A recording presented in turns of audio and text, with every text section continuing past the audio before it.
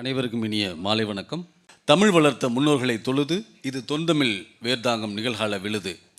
எண்ணங்களை சீராக்கி வரலாற்றில் எழுது இது வண்ணங்களை வசமாக்கும் பொன்மாலை பொழுது. தமிழக அரசு பள்ளி கல்வித்துறை பொது நூலக இயக்ககம் சார்பிலும் நமது அண்ணா நூற்றாண்டு நூலகத்தின் முதன்மை நூலகர் மற்றும் தகவல் அலுவலர் அவர்களின் மேற்பார்வையிலும் நடைபெறும் வெற்றிகரமான 156வது பொன்மாலை பொழுது நிகழ்விற்கு வருகை தந்திருக்கும் சிறப்பு விருந்தினர், நூலக அலுவலர்கள், வாசகர்கள், நூலர்கள் உள்ளிட்ட அவையோர் அனைவரையும் வருக வருகென அன்போடு வரவேற்று மகிழ்கிறது நமது அண்ணா நூற்றாண்டு நூலகம். தொடர்ந்து நமது சிறப்பு விருந்தினர் அவர்களை இந்த அவைக்கு அறிமுகம் செய்திட நமது அண்ணா நூற்றாண்டு நூலகத்தின் நூலகர், உதவி நூலகர் மற்றும் தகவல் அலுவலர் திருவள்ளுவர் மணிகண்டன் அவர்களை அன்போடு அழைக்கின்றோம். அனைவருக்கும் வணக்கம். இன்றைய பொன்மாலை பொழுது நிகழ்வின் சிறப்பு விருந்தினர் திருமிகு முத்துநெடுமாறன் அவர்களை இந்த அவைக்கு அறிமுகம் செய்வதில் மிகுந்த பெருமை அடைகிறது அண்ணா நூற்றாண்டு நூலகம். திருமிகு முத்துநெடுமாறன் அவர்கள் மலேசியாவை சேர்ந்தவர். தமிழ் கணிமை இயக்க முன்னோடிகளில் ஒருவர். கிட்டத்தட்ட 40 ஆண்டுகளாக எழுத்துரு வடிவமைப்பு மற்றும் மொழி சார்ந்த தொழில்நுட்பங்களில் இயங்கி வருகிறார். டாட் மேட்ரிக்ஸ் மற்றும் லேசர் பிரிண்டர்களுக்கான பிட்மேப் எழுத்துருக்கள், விசைப்பலகை உள்ளீடுகளை தமிழ் எழுத்துக்களாக மாற்றும் அசம்பிளி மொழி நிரல்கள் ஆகியவற்றை உருவாக்கிய இவரது தொழில்நுட்பம் பிற்காலத்தில் முரசு அஞ்சல் என்னும் மென்பொருளாக உருவாகி மலேசியா மற்றும் சிங்கப்பூர் தமிழ் அச்சுத்துறையின் போக்கையே மாற்றியது. இந்தியா மற்றும் இந்தோ சீனா எழுத்துக்களுக்கான இவரது எழுத்துருக்கள் தற்பொழுது iOS, macOS மற்றும் பிற ஆப் இயங்குதளங்கள் MS விண்டோஸ் மற்றும் சில ஆண்ட்ராய்டு தளங்களிலும் தொகுக்கப்பட்டுள்ளன. இத்துடன் ஹிஸ்பிஸ்கஸ் எனப்படும் திறந்த மூல எழுத்துருவு சரிபார்ப்பு மற்றும் பிழை திருத்த கருவிகளையும் உருவாக்கியுள்ளார். இவரது பிரபலமான செயலிகளான முரசு அஞ்சல், செல்லினம், சங்கம் விசைப்பலைகள் மற்றும் மொபைல் ஜாபி ஆகியவற்றில் முரசு அஞ்சல் செயலி சிங்கப்பூர் கல்வி அமைச்சகத்தால் அதிகாரப்பூர்வ தமிழ் உள்ளீட்டு மென்பொருளாகவும் மலேசியா தமிழ் கல்வி பதிப்பகத்துறையில் பரவலாகவும் பயன்படுத்தப்பட்டு வருகிறது. வரி வடிவத்தை ஒளி வடிவமாக்கி கொடுக்கும் இவரது புதிய வரவான சொல்வன் என்னும் செயலியை செல்லினம் மற்றும் ஹிஸ்பிஸ்கஸ் ஆகியவற்றில் சேர்த்துள்ளார். ஆரக்கிள் போன்ற கார்ப்பரேட் நிறுவனங்களில் சுமார் 20 ஆண்டுகள் பணியாற்றி பின்னர் எழுத்துரு வடிவமைப்பு தளத்தில் தன்னை அர்ப்பணித்து கொண்டு சிறப்பாக இயங்கி வரும் திருமிகு முத்துநெடுமாறன் அவர்களுக்கு அண்ணா நூற்றாண்டு நூலகம் சார்பாக எங்களுடைய அன்பான வாழ்த்துக்களை தெரிவித்துக் கொள்கிறோம். நன்றி. நன்றி ஐயா. நிகழ்வில் தொடர்ந்து செல்லினம் முரசஞ்சல் செயலிகளின் நிறுவனர் திருவள்ளுவர் முத்துநெடுமாறன் அவர்களை உள்ளுவதெல்லாம் உயிருள்ளல் என்னும் தலைப்பில் உரையாற்ற அன்போடு அழைக்கின்றோம். அனைவருக்கும் வணக்கம். இந்த நிகழ்ச்சி கடந்த ஆண்டு நடைபெற்றிருக்க வேண்டியது. நம்முடைய ஃபாண்ட் ஒர்க் ஷாப் நடந்த அந்த காலத்தில் அப்போது ஏதோ ஒரு சூழல் காரணமாக ஒத்தி வைக்கப்பட்டது. இன்று நடைபெறுகிறது. அது மகிழ்ச்சியாகவும் இருக்கிறது. ஓரிரு அந்த டிஸ்க்ளைமர்னு சொல்லுவாங்கள்ல, சுய பாதுகாப்புக்காக சில வரிகளை சொல்ல வேணும், சில கருத்துக்களை சொல்ல வேணும். ஒரு பொது நிகழ்ச்சிக்கு தலைப்பு கொடுக்கறது வந்து ரொம்ப ரொம்ப சிரமம். இப்போ பாலகிருஷ்ண ஐயாருக்கெலாம் சிக்கலே கிடையாது. அவர் வந்தார்னா சிந்துவெளி பற்றி பேசுகிறார். அவர் எதை பேசினாலும் தமிழில் பேசினா நல்லா கேட்கலாம். அதே போல் சுந்தர் வந்தார்னா ரோஜாமுத்து லைப்ரரி பற்றி பேசுவார். அந்த மாதிரி நிறைய நண்பர், அவர் நம்ம நீச்சல்காரன் ராஜா அங்கே இருக்கார். இவங்கெல்லாம் வந்து பெரிய பெரிய செயல்களை செய்தவர்கள். நான் சின்ன சின்ன அங்கங்கே செஞ்சிட்ருக்கிறதுனால எதை வந்து சொல்கிறதுன்னு எனக்கு ஃபோக்கஸ் பண்ண தெரியல. அதனால் பொதுவான ஒரு தலைப்பு, நமக்கு என்ன தமிழர்களான நமக்கு வந்து எங்கே ஒரு இக்கட்டு வந்தாலும் நமக்கு கை கொடுக்கறது அவர் தானே, ஆசான் தானே. அவர் ஏதாவது ஒரு குரல் எடுத்து போட்டாலும் அதுக்கு ஏற்றவாறு எழுதலாம். ஆனால் இது வந்து எனக்கு ரொம்ப பிடித்த குரல். இந்த குரலுக்கு ஒரு இதை தேர்ந்தெடுத்ததுக்கு ஒரு காரணம் இருக்கிறது. முதல்ல நான் பேசுகிறதுக்கு முன்னால் இங்கே வந்து இங்கே பரிசுகள் கொடுக்கப்படும். இங்கே வந்து உரு என்ற நூல், என்னோடய கதை வந்து ஒரு பரவலை தேரலாம் அப்படின்னு நினச்சி ஒருத்தங்க வந்து வாழ்க்கையை வந்து நூலாக எழுதியிருக்காங்க உரு என்ற தலைப்பில். இங்கே வந்து ஒரு 5-6 புத்தகங்கள் இருக்குங்க. இதை எல்லாருக்கும் கொடுக்கறதுக்கு எனக்கு எண்ணிக்கை போதாது. இதை நீங்கள் கடையில் வாங்கலாம். ஆனால் இன்றைக்கி கிடைக்கிற இந்த புத்தகம் நீங்கள் கடையில் வாங்க முடியாது. ஏன்னா இது அவங்க கையெழுத்து போட்ட புத்தகம். அதனால் சில கேள்விகளை கேட்பேன், தயவுசெய்து பங்கு கொள்ளுங்க. புத்தகத்தை வந்து அவங்களே பரிசாக கொடுப்பாங்க. முதலாவது, இந்த குறள் எல்லாத்துக்கும் தெரியும் இல்லையா? அது வந்து உங்களுக்கு என்ன பொருளை உணர்த்துது? யாராவது சொல்லுங்கம்மா. Right. Aim for the absolutely first book.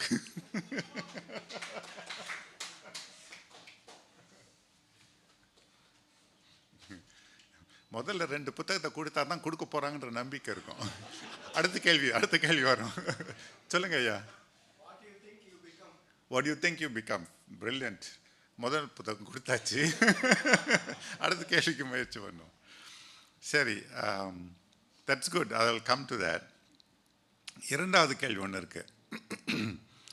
இந்த தலைப்பை இந்த எழுத்துருளை போட்டதுக்கு என்ன காரணம்? இதில் வடிவேலு ஜோக் ஒன்று இருக்குது தெரியுமா உங்களுக்கு? அவர் பேர் மறந்துட்டேன். உட்காந்து கேட்பார், இந்த ஃபேனை கண்டுபிடிச்சது யார் அப்படின்னு கேட்டால், அதுக்கப்புறம் அதுக்கு போட்டுற எலக்ட்ரிசிட்டியை கண்டுபிடிச்சவங்க யார்? அந்த மாதிரி குரலுக்கு பொருள் சொல்லியாச்சு. இதுக்கு எந்த காரணத்துக்காக இந்த எழுத்துரை போட்டிருப்பேன்னு நினைக்கிறீங்க? நானாவை தவிர மற்ற யாரும் இங்கே பதில் சொல்லலாம். உங்களுக்கு தெரியும். சரி, நானா அங்கே இந்த முதல் வரிசையில் இருக்கிறவங்களை தவிர வேற யாராச்சும் பதில் சொல்லலாம். யாராவது முயற்சி செய்வீங்களா? எந்த காரணத்துக்காக இந்த எழுத்துரு அதில் அந்த அந்த விடை அதில் இருக்கு. இந்த குறளினுடைய பொருள் அந்த எழுத்துருளே இருக்கு. சரி, நீங்கள் யோசிச்சுட்டு இருக்கும்போது சில பேக்ரவுண்ட் உங்களுக்கு கொடுக்குறேன். முதல்ல காமாட்சி அம்மனுக்கு ஃபோன் பண்ணும்போது நீங்கள் உங்கள் எழுத்துருவை பற்றி பேசுங்க அப்படின்னு சொல்லியிருந்தாங்க. அதை பற்றி நிறையா பேசிட்டோம். அது அதான் அந்த எப்படிப்பட்ட ஆடியன்ஸ் வர போகிறாங்கன்னு எனக்கு தெரியாது. ஸோ இங்கிலீஷில் ஒரு நல்ல ஒரு சேயிங் இருக்குது, the wider the audience the lower the common denominator அப்படின்னு. அப்போ எதை பற்றி பேசணும்னு தெரியாது, லேசாக மேலோட்டமாக பேசினா எல்லாருக்கும் கொஞ்சம் கொஞ்சம் கிடைக்கும். குறிப்பிட்ட ஒரு பகுதி மட்டும் பேசினா ஒரு சிலருக்கு மட்டும் ரொம்ப கிடைக்கும். அதனால் ரொம்ப காமனாக வச்சுட்டேன். ஸோ எழுத்துரை பற்றி கொஞ்சம் கொஞ்சம் சொல்லுவாங்க, அங்கே கொஞ்சம் கொஞ்சம் சொல்லுவேன். ஆனால் என்ன மோட்டிவேட் பண்ண அந்த கதையை தான் கொஞ்சம் அதிகமாக சொல்ல போகிறேன். சரி, ஏதாவது கிடைச்சதா உங்களுக்கு? என்ன சொல்லுங்க? ரா நிறையா வருது. அதற்கும் அந்த எழுத்துரு வடிவத்துக்கும் என்ன தொடர்பு? சரி. ஓ, வண்டர்ஃபுல். Second book. வாங்க.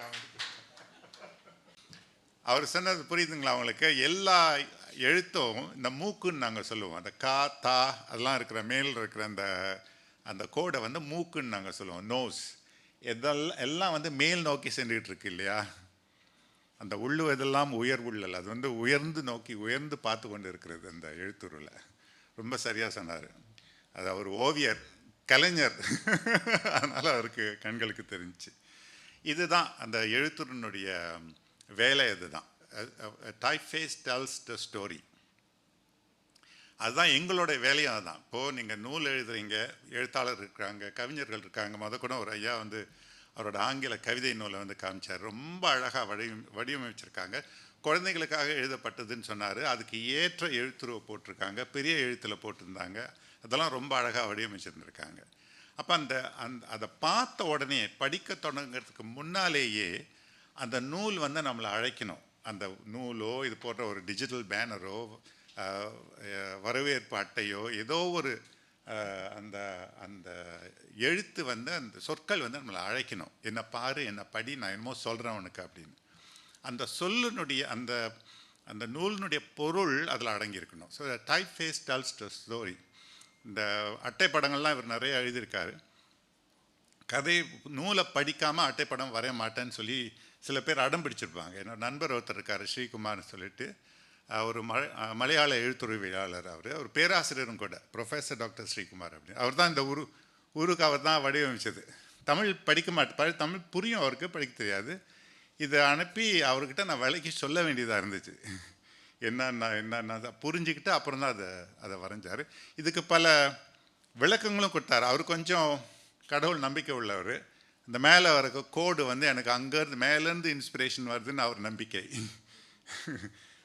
அப்படின்னு போட்டு கொடுத்தாரு. ஒவ்வொன்றுக்கும் பொருள் இருக்குது. அவங்க போட்டு எழுதுனது ஒரு பொருள் இருக்குது.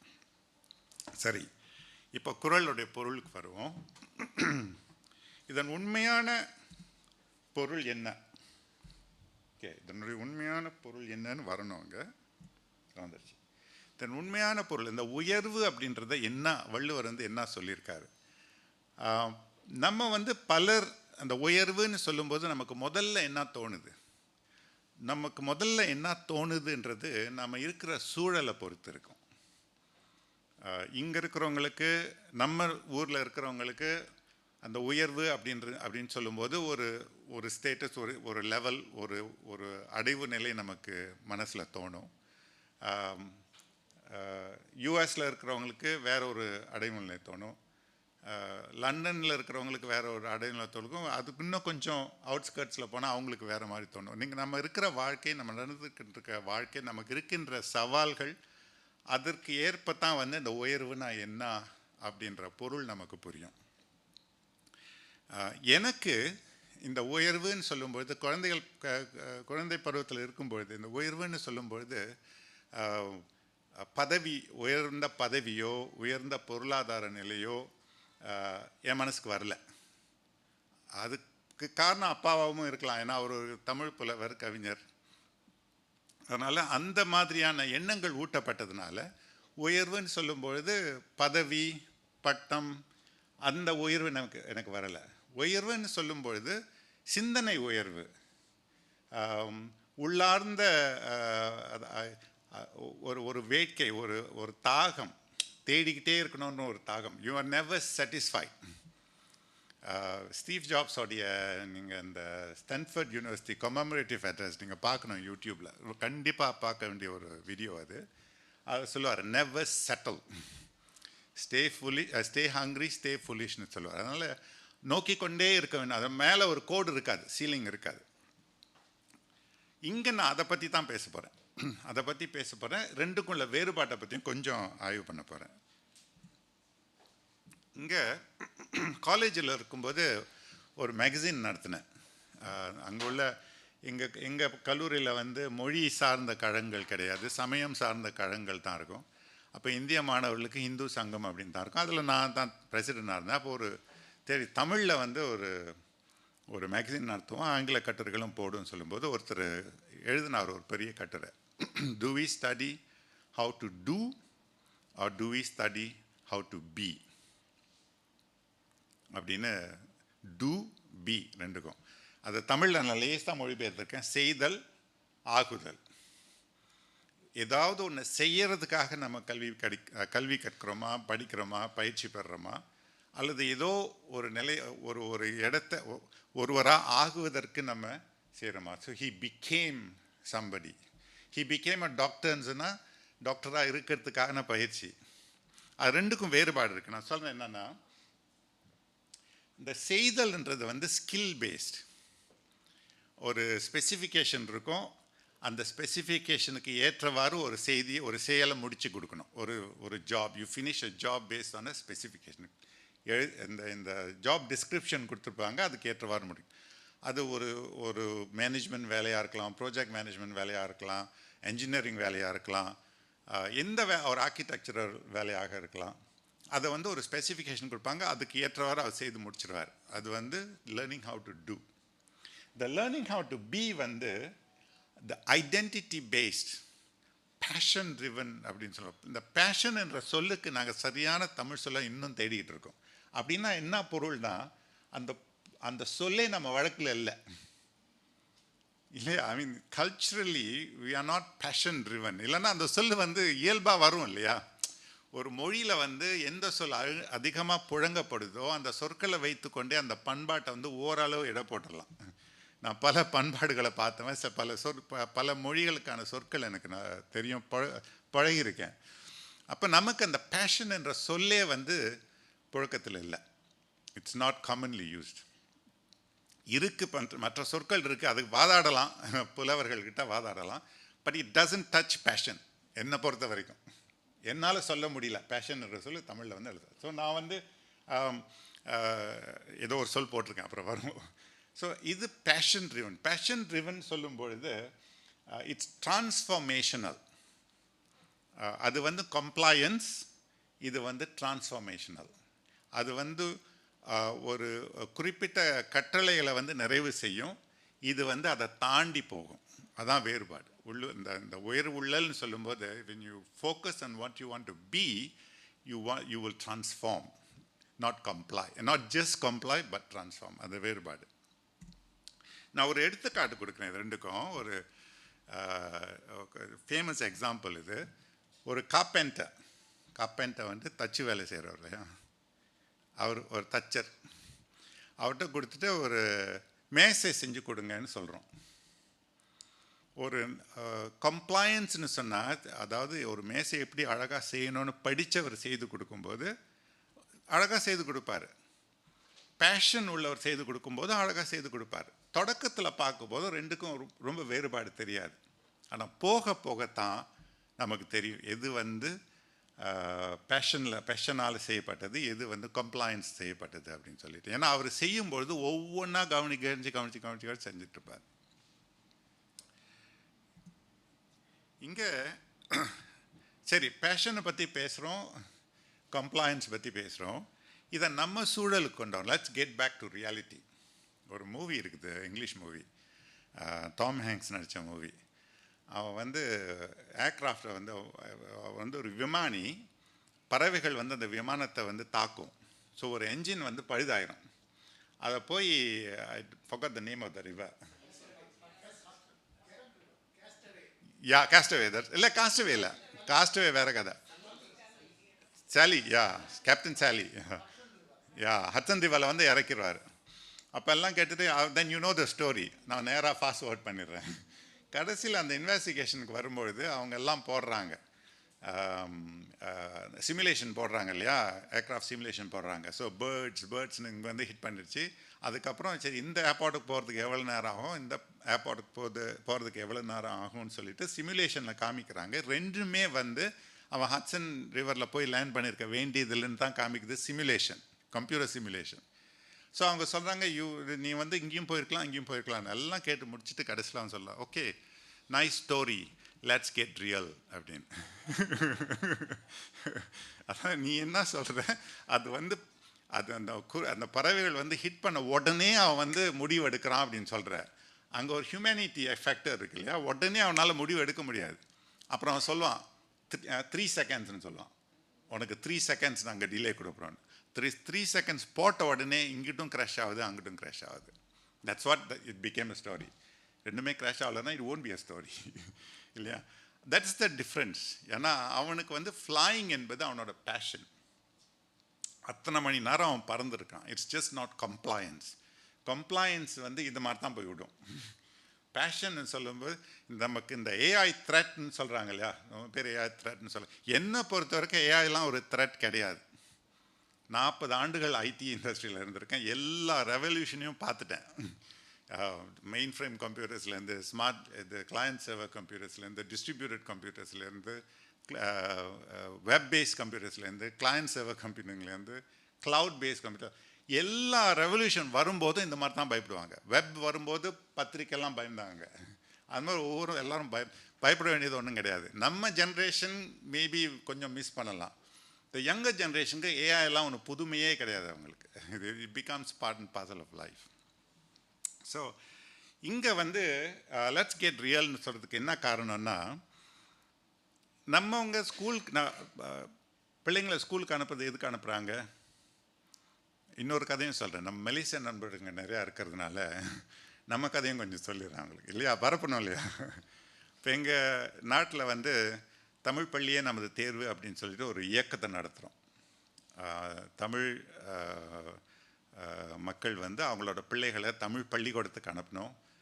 தமிழ் பள்ளிக்கு போகின்ற மாணவர்களோட எண்ணிக்கை குறைஞ்சிக்கிட்டு இருக்குது அப்படின்றது ஒரு பெரிய ஒரு கன்சர்ன். ஸோ அதை வந்து அட்ரஸ் பண்ணுறதுக்காக தமிழ் பள்ளியே நமக்கு தேர்வு அப்படின்னு சொல்லிட்டு ஒரு பெரிய கேம்பெயின் நடந்துக்கிட்டு இருக்கு.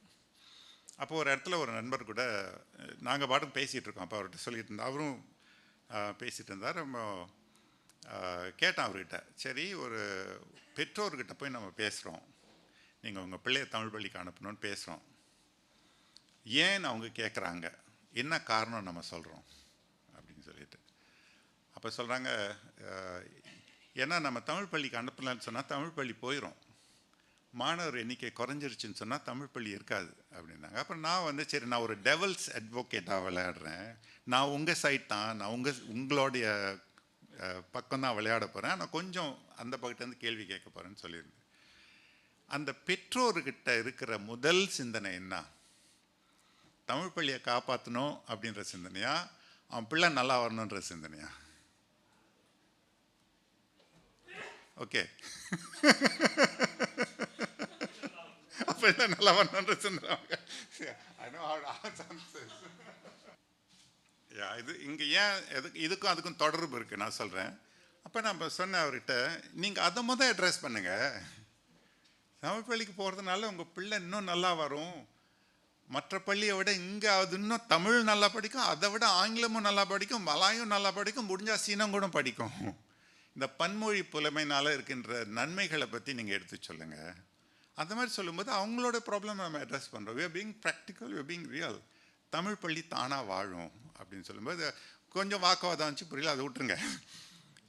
அதே கேஸ் தான் இங்கேயும். சரி, நீங்கள் பேஷன்னு சொல்கிறீங்க, அவன் வரைஞ்சிக்கிட்டே இருக்கான், ஒவ்வொரு நாளும் வரைஞ்சிக்கிட்டு இருந்தால் யாருக்கு வேலை கிடைக்கும் தான்? குறிப்பாக நானா மாதிரி எல்லாம் உட்காந்துருந்தாங்கன்னா யாருக்கு வந்து வேலை கொடுக்க போகிறாங்க, எவ்வளோ சம்பளம் எடுக்க போகிறாங்க அப்படின்ற கேள்விகள்லாம் வந்துட்டுருங்க. That's real. அதை வந்து நம்ம மறுக்கவே முடியாது. அவங்களுடைய முதல் நோக்கம் என்னென்னா, பிள்ளை படிக்கணும், நல்லா வேலை செய்யணும், நல்லா சம்பாதிக்கணும், வாழ்க்கை நல்லா இருக்கணும் அப்படின்னு சொல்லிட்டு தட்ஸ் ஓகே. பட் அது மாதிரி தான் அந்த நீல கலர் ஆளுங்கள்லாம் யோசிச்சுட்டு இருக்காங்க. எல்லாருமே அப்படி தான் யோசிக்கிறாங்க இல்லையா? Everybody things like that. எல்லாமே அதே போட்டியில் தான் இறங்க போகிறாங்க.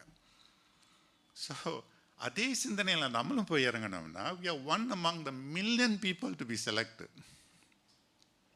அதையும் நம்ம யோசிக்க மாட்டோம். அதுவும் ப்ராக்டிக்கல் தானே. அதே மாதிரி எல்லாருமே யோசித்தோம்னு சொன்னால் we are not standing above the crowd. அப்போ அங்கே போகும்போது அந்த போட்டியில் வெற்றி பெறத்துக்கு இருக்கிற உத்திகள் என்னன்னா, we must shout louder. எல்லாத்த விட நம்ம இன்னும் வேகமாக சத்தமாக ரொம்ப வேகமாக கத்தணும், வேகமாக ஓடணும்.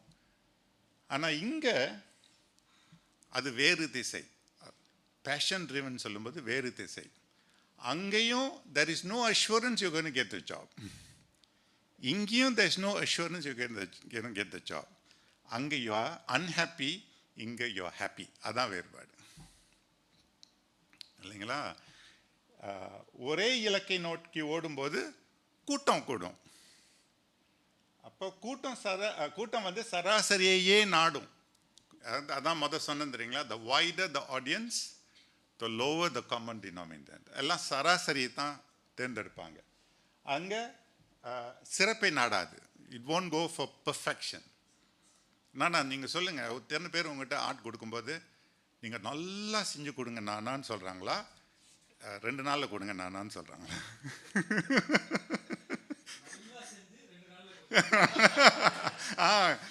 தேங்க்யூ, நீங்கள் புத்தகம் வச்சுட்டீங்க அதனால் உங்களுக்கு கொடுக்க மாட்டேன், முதல் ரோக்கெலாம் யாரும் இல்லைன்னு சொல்லிட்டேன். இதுக்கு வந்து ஒரு ஆன்சர் இருக்குது, தேங்க்யூ. அது வந்து இந்த மாதிரி கேள்விகள் நிறையா வரும். இப்போ நான் வந்து சேல்ஸில் இருந்திருக்கேன், டெக்னாலஜி இன்ஜினியராக இருந்திருக்கேன், சேல்ஸில் இருந்திருக்கேன், மார்க்கெட்டிங்கில் இருந்திருக்கேன், மேனேஜ்மெண்ட்டில் இருந்திருக்கேன், எல்லாத்துலையும் இருந்திருக்கேன். இது வந்து சேல்ஸ் மார்க்கெட்டிங் கொஸ்டின்.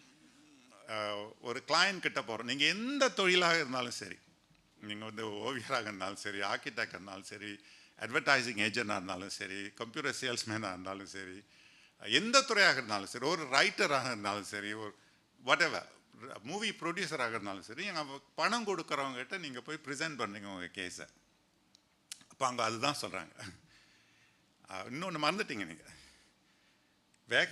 வேகமாக வேணும், சீக்கிரமாக வேணும், விலை குறைவாக இருக்கணும், ஆனால் வேர்ல்ட் கிளாஸாக இருக்கணும்.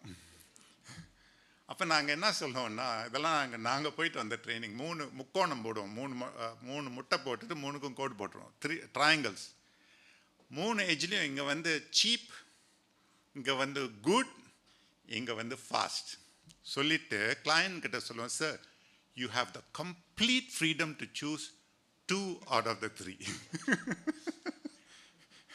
You want cheap and you want fast, it won't be good. You want fast and you want good, it won't be cheap. அந்த மாதிரி நீங்கள் போட்டு பாருங்கள், அந்த ஃபார்முலா சரியாக வரும். ஸோ அதுதான் அந்த அந்த அந்த சைடில் உள்ளது அந்த கதை தான். They want cheap, they want fast, they want good. You can never meet. அதுக்கு இங்கே தான் போகணும். You need to be passion driven to that. சரி, அதை வாட் இஸ் திஸ் திங் அப்படின்ற கேள்வி வந்து, சரி என்ன தான் செய்யறது, எனக்கு இது மேலே ஆசை இருக்குது. நான் குழந்தைங்க 2 பிள்ளைங்க இருக்காங்க, 2 பேர்த்துக்கும் சின்ன பிள்ளையிலேருந்தே சொல்லிகிட்டு இருக்கேன், I don't care what you do. ஏன்னா எல்லாம் எங்கள் அப்பா, எனக்கு தெரிஞ்ச நண்பர்களும் சரி, அவங்க பெற்றோர்கள்லாம் அவங்க பிள்ளைங்கிட்ட என்ன சொன்னாங்க, நீ டாக்டர் ஆகணும், இன்ஜினியர் ஆகணும், லாயர் ஆகணும். மலேசியாவில் வேறு இன்னும் இந்த புதுசாக வேறு ஏதாச்சும் வந்திருக்குங்களா? அதெல்லாம் தமிழ் சொல்லுங்கள். டாக்டர் ஆகணும், லாயர் ஆகணும், இன்ஜினியர் ஆகணும். இப்போ அக்கௌண்டன்ட் கொஞ்சம் எடுத்துக்கிட்டாங்கன்னு நினைக்கிறேன். ஆனால் நான் என் பிள்ளைங்கிட்ட சொல்லிட்டேன், நீங்கள் என்ன, ஐ டோன்ட் கேர், நீங்கள் என்ன வேணாலும் பண்ணுங்கள், நீங்கள் போய் தெருவு கூட்டுறதா இருந்தாலும் எனக்கு கவலை இல்லை, ஆனால் you must be the best street sweeper in the world அப்படின்னு சொல்கிறேன். அஃப்கோர்ஸ் யாருமே தெருக்கூட்டில் நல்ல வேலையில் தான் இருக்காங்க. உதாரணத்துக்கு சொல்கிறேன். அந்த இன்டர்செக்ஷனை எப்படி தேடுறது? ஒன்று செய்வது, லேர்னிங் வாட் டு டூ. இன்னொன்று விரும்புவது, learning how to be. I want to be this but I have to do that அப்படின்னு வரும்போது அந்த இன்டர்செக்ஷனில் தான் தரம் வருது. If you end up doing what you love, அங்கே தான் தரம் வருது. இங்கே நான் ஒரு எடுத்துக்காட்டை சொல்கிறேன், அதை நான் தான் எடுத்துக்காட்டு. I am the cheapest example I can find. யாருக்கிட்டையும் I don't worry about copyrights. இந்த எழுத்துரு மேலே எழுத்து உருவாக்கம், இந்த ஃபாண்ட்டில் வந்து பல கூறுகள் இருக்குது. It's not very simple. அந்த ஆர்ட் மட்டும் கிடையாது, விஷுவல் மட்டும் கிடையாது, அது பின்னால் இன்ஜினியரிங் வேலை இருக்குது, நிறைய வேலைகள் இருக்குது. அதில் வந்து ஒரு ஆழத்தை பார்த்துடணும் அப்படின்றது என்னோடய பேஷன். இப்போ 2000s அந்த சமயத்தில். அப்போ இந்த கார்ப்பரேட் வேலை வந்து எங்கே பார்த்தாலும் பறந்துட்டு இருந்தேன். இந்த வேலை செய்கிறதுக்கான வாய்ப்பு எனக்கு கிடைக்கல. அந்த சிச்சுவேஷன் மாறும்பொழுது I chose to do my passion. Corporate வேலையில் வந்து எங்களோட ஆஃபீஸே வந்து சிங்கப்பூர் ஏர்லைன்ஸோட பிஸ்னஸ். யாரும் சிங்கப்பூரில் வந்து வந்துருக்கீங்களா? ஓகே, கொஞ்சம் அதிகமாக சொல்லலாம் அப்படின்னா. சிங்கப்பூர் ஏர்லைனில் ரெஃபரல்ஸ் கிளாஸில் தான் என்னோடய ஆஃபீஸ். அங்கே தான் அவ்வளோ சுற்றுவோம், அவ்வளோ பரப்பும். 2 வாரத்துக்கு ஒரு தடவை யூஎஸ்க்கு போயிட்டு ஒரு மீட்டிங் முடிச்சுட்டு மறுநாள் வந்துடுவோம். ஸோ அதே வேலை தான். ஸோ அந்த சூழ்நிலை மாற்றம் ஏற்படும் பொழுது நான் சொல்லிட்டேன், எனக்கு வேறு பிள்ளைங்கள்லாம் வேறு வந்துகிட்டு இருந்தாங்க. So I want go back and do my passion. பல பேர் சொன்னாங்க யூ ஆர் கிரேசி அப்படின்னு சொல்லிட்டு. But I am much better now, much happier now. I am doing so well. இப்போ நான் டிசைட் பண்ணுறேன், எனக்கு லீவ் கொடுக்கணுன்னா சேதுவும் அப்படி தான், என்னோடய நண்பர் சேது தம்பி அதே அப்படி தான். நாங்கள் we are on our own. We declare our holidays, we fly anyway we want. எந்த ப்ராஜெக்ட் நாங்கள் எந்த ப்ராஜெக்ட் எடுக்கணும், எந்த ப்ராஜெக்ட் எடுக்கக்கூடாதெல்லாம் எங்கள் மைண்டில் இருக்கும். பட் எனிவே நீங்கள் அதே மாதிரி செஞ்சால் உங்களுக்கும் அப்படி தான் வரும்னு நான் சொல்ல வரல. அப்புறம் நீங்கள் என்ன சூ பண்ண ஆரம்பிச்சிருவீங்க. அந்த இன்டர்செக்ஷனை பற்றி சொல்கிறேன். அந்த தரம்னு சொல்கிறதில்ல, அந்த இன்டர்செக்ஷன் இருக்கும்போது நான் முதல்ல ஐ திங்க் 86, 87 ஆண்டுகள் அந்த சமயத்தில் என்னோடய பாஸ் ஒருத்தர் இருந்தார், குப்புசாமி. அவர் சொன்னார் ஒன்று, if you can find something that you like to do and have someone pay you for what you do, that's bliss அப்படின்னு. அதுதான் அது. இங்கே பார்த்தீங்கன்னா அந்த மாதிரியான ஒரு சூழலில் இருக்கும்போது, அந்த நடுவில் இருக்கும்பொழுது, நம்ம அந்த தரத்தில் இருக்கும்பொழுது, when you are passion driven, இந்த 3 கூறுகள் வந்து நமக்கு நல்லா தெரியும். எந்த நிலையில் இருக்கோம், அந்த நடுவில் நம்ம இருக்கிறோமா இல்லையா அப்படின்றத நம்மளே கேஜ் பண்ணுறதுக்கு 3 மீட்டர்ஸ் நான் கொடுக்குறேன், 3 ரூலர்ஸ் கொடுக்குறேன் உங்களுக்கு. முதலாவது, மற்றவர் காணா நுணுக்கங்கள் நமது கண்களுக்கு தெரியும். அந்த முதல் பாயிண்ட். பல ஏர்போர்ட்ஸுக்கு போவேன், அது குறிப்பாக தமிழ்நாட்டில் பல இடங்களுக்கு போயிருக்கோம். நாங்கள் வந்து எழுத்துலா அப்படின்னு சொல்லிட்டு ஒரு நிகழ்ச்சியை நடத்தினோம். ரோஜாமுத்து லைப்ரரி, நம்ம ரஞ்சித் இங்கே இருக்கார். எழுத்துலா அப்படின்னு சொன்னால், இவர் நண்பர் நானா இருக்கார், லோஷியஸ் இருக்கார், எல்லாம் கேமரா தூக்கிட்டு வீடியோ ரெக்கார்டர்ஸ்லாம் தூக்கிட்டு தெருவாக நடந்தோம். எதுக்கு? எழுத்து எப்படி எழுதியிருக்காங்க, கையில் எப்படி எழுதியிருக்காங்க அப்படின்னு சொல்லி ஒவ்வொருத்தரும் ஒவ்வொரு டாபிக் எடுத்துக்கிட்டோம். ஒருத்தர் புள்ளி, ஒருத்தர் ஈகார கொக்கி, ஒருத்தர் கொம்பு, அந்த மாதிரி ஒருத்தர் வந்து தடிமம், இந்த மாதிரி பார்க்கறதுக்கு ஒவ்வொருத்தரும் ஒரு வாரம் எடுத்துக்கிட்டோம். காலையில் எப்போ 6 மணிக்கு தொடங்கணும் நாங்கள். ஒவ்வொரு கடத்தருவாக போய் ஃபோட்டோலாம் எடுத்துக்கிட்டு இருக்கும்போது அவங்க என்ன நினச்சிட்டாங்க, நாங்களாம் இன்கம் டேக்ஸ் ஏஜென்ட்ஸ்ன்னு சொல்லிட்டு எல்லாம் பயந்துக்கிட்டு கடையெல்லாம் மூட ஆரம்பிச்சிட்டாங்க. அங்கே பார்க்கும்போது ஒருத்தரம் விலைக்கு சொன்னேன் நான், சரி பாருங்கள் இந்த இகரம் இங்கிட்டு பாருங்கள் கீழே இறங்கி இருக்குது, இங்கே பாருங்கள் மேலே இருக்குங்க, அங்கே இதுக்கும் வந்து ஒரு ஒரு என்னது இன்கம்பேட்டிபிலிட்டி இருக்குது, ரெண்டும் வந்து ஒரே மாதிரி இல்லை அப்படின்னு சொல்லி. இதெல்லாம் எப்படி சார் உங்கள் கண்ணுக்கு தெரியுதுன்னா, அந்த நிலையில் இருந்தோமா உங்களுக்கு கண்ணுக்கு தெரியும். அது யூ கேன் சி தட். புள்ளி நட்டு மட்டும் இல்லைங்க, இந்த அந்த மேலே வந்து தூன்னு ஒரு எழுத்து வந்துருந்தது, கீழே வந்து அந்த தூக்கு கீழே வரணும், ரா போட்டு புள்ளி வரணும். அந்த புள்ளி போடுறதுக்கு இடம் இல்லை, 2 காலுக்கு நடுவில் போட்டிருக்காங்க புள்ளி. இதெல்லாம் ஃபோட்டோகிராஃப் எவிடன்ஸ் இருக்குது எங்களுக்கு. இதை கொண்டாந்து ப்ரெசென்ட் பண்ணணும். It was such a fun exercise. அது அடுத்த இதை பேசிகிட்டோம் நாங்கள் பண்ணுறதுக்கு. அது இன்னொன்று, இதுக்கு வந்து நமக்கு மோட்டிவேஷன் தேவைப்படாது. If you are in the middle, அந்த ஆரஞ்சு கலர் தரத்தில் இருந்தீங்கன்னா, நமக்கு we don't need somebody to motivate us. தானாக வரும், அந்த வேலையே நம்மளை மோட்டிவேட் பண்ணும். This is all real. இது வந்து என்னோட சொந்த எக்ஸ்பீரியன்ஸ் நான் உங்களுக்கு ஷேர் பண்ணுறேன். அது நம்ம செய்கின்ற வேலையே நம்மளை மோட்டிவேட் பண்ணும். காலைல எந்திரிச்சு உடனே இப்போ தொடங்கணும்னு தோணும் நமக்கு. அது இப்படி திட்டுவாங்க, எக்ஸசைஸ்லாம் பண்ணணும் அப்படின்னு சொல்லிட்டு. எக்ஸசைஸ்லாம் பண்ணால் உடம்புக்கு நல்லதுன்னு சொல்லிகிட்டு இருக்காங்க எல்லாம். அந்த பேஷன் வந்து தள்ளும் உங்களுக்கு. இன்னொன்று, அது மூன்றாவது, முதல் யாட்சிக்கு என்னன்னா, மற்றவர்களுக்கு தெரியாத நுணுக்கங்கள் நம்ம கண்ணுக்கு தெரியும். தமிழ் மொழி ஆர்வத்தில் ரொம்ப ஆர்வம் உள்ளவங்களுக்கு பிழைகள் தானாக தெரியும் இல்லையா? நீங்கள் படிச்சுட்டு, நாங்கள் 1000 முறை படிச்சிருப்போம், ஒன்றும் தெரியாது. அவங்க சொல்ல இங்கே இக்கு வரணும்ப்பா அப்படின்னு, அது மேலே அந்த பற்று அவங்களுக்கு இருக்குது. அவங்களுக்கு அந்த கண்களுக்கு அது தெரியும். ரெண்டாவது என்ன சொன்னேன்னா, மோட்டிவேஷன் வேற எங்கும் வர்றதில்லை, அந்த உள்ளுணர்வு நம்மளை உள்ளூக்கம் வந்து உள்ளுக்கிட்டே நமக்கே வரும். we will be excited about ourselves.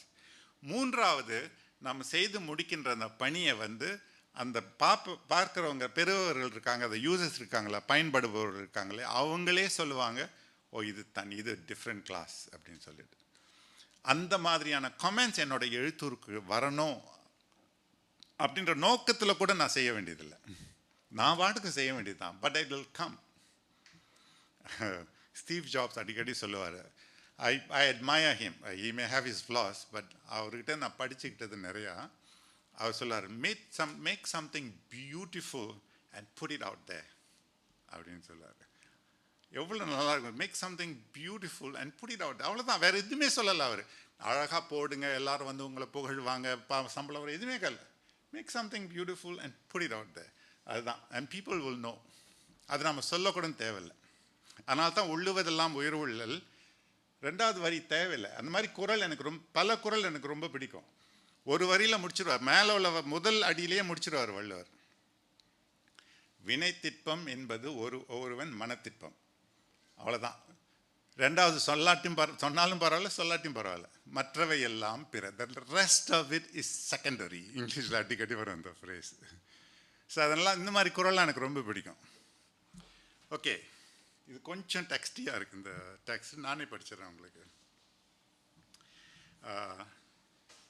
எப்படி தெரியும்? அதாவது நமக்கு நாமே கேட்டுக்கொள்ள வேண்டிய கேள்விகள், நாமளே கொள்கின்ற கேள்வி. யாரும் கேட்காத, கொடுக்காத, பார்க்காத போது, நமக்கு வந்து யாரும் பணம் கொடுக்கல, நம்மளை யாரும் இதை செய்யணும்னு சொல்லலை, நம்ம செய்கிறத யாரும் பார்க்கல, இந்த மாதிரி சூழலில் நம்ம என்ன செய்கிறோம்? What do we two?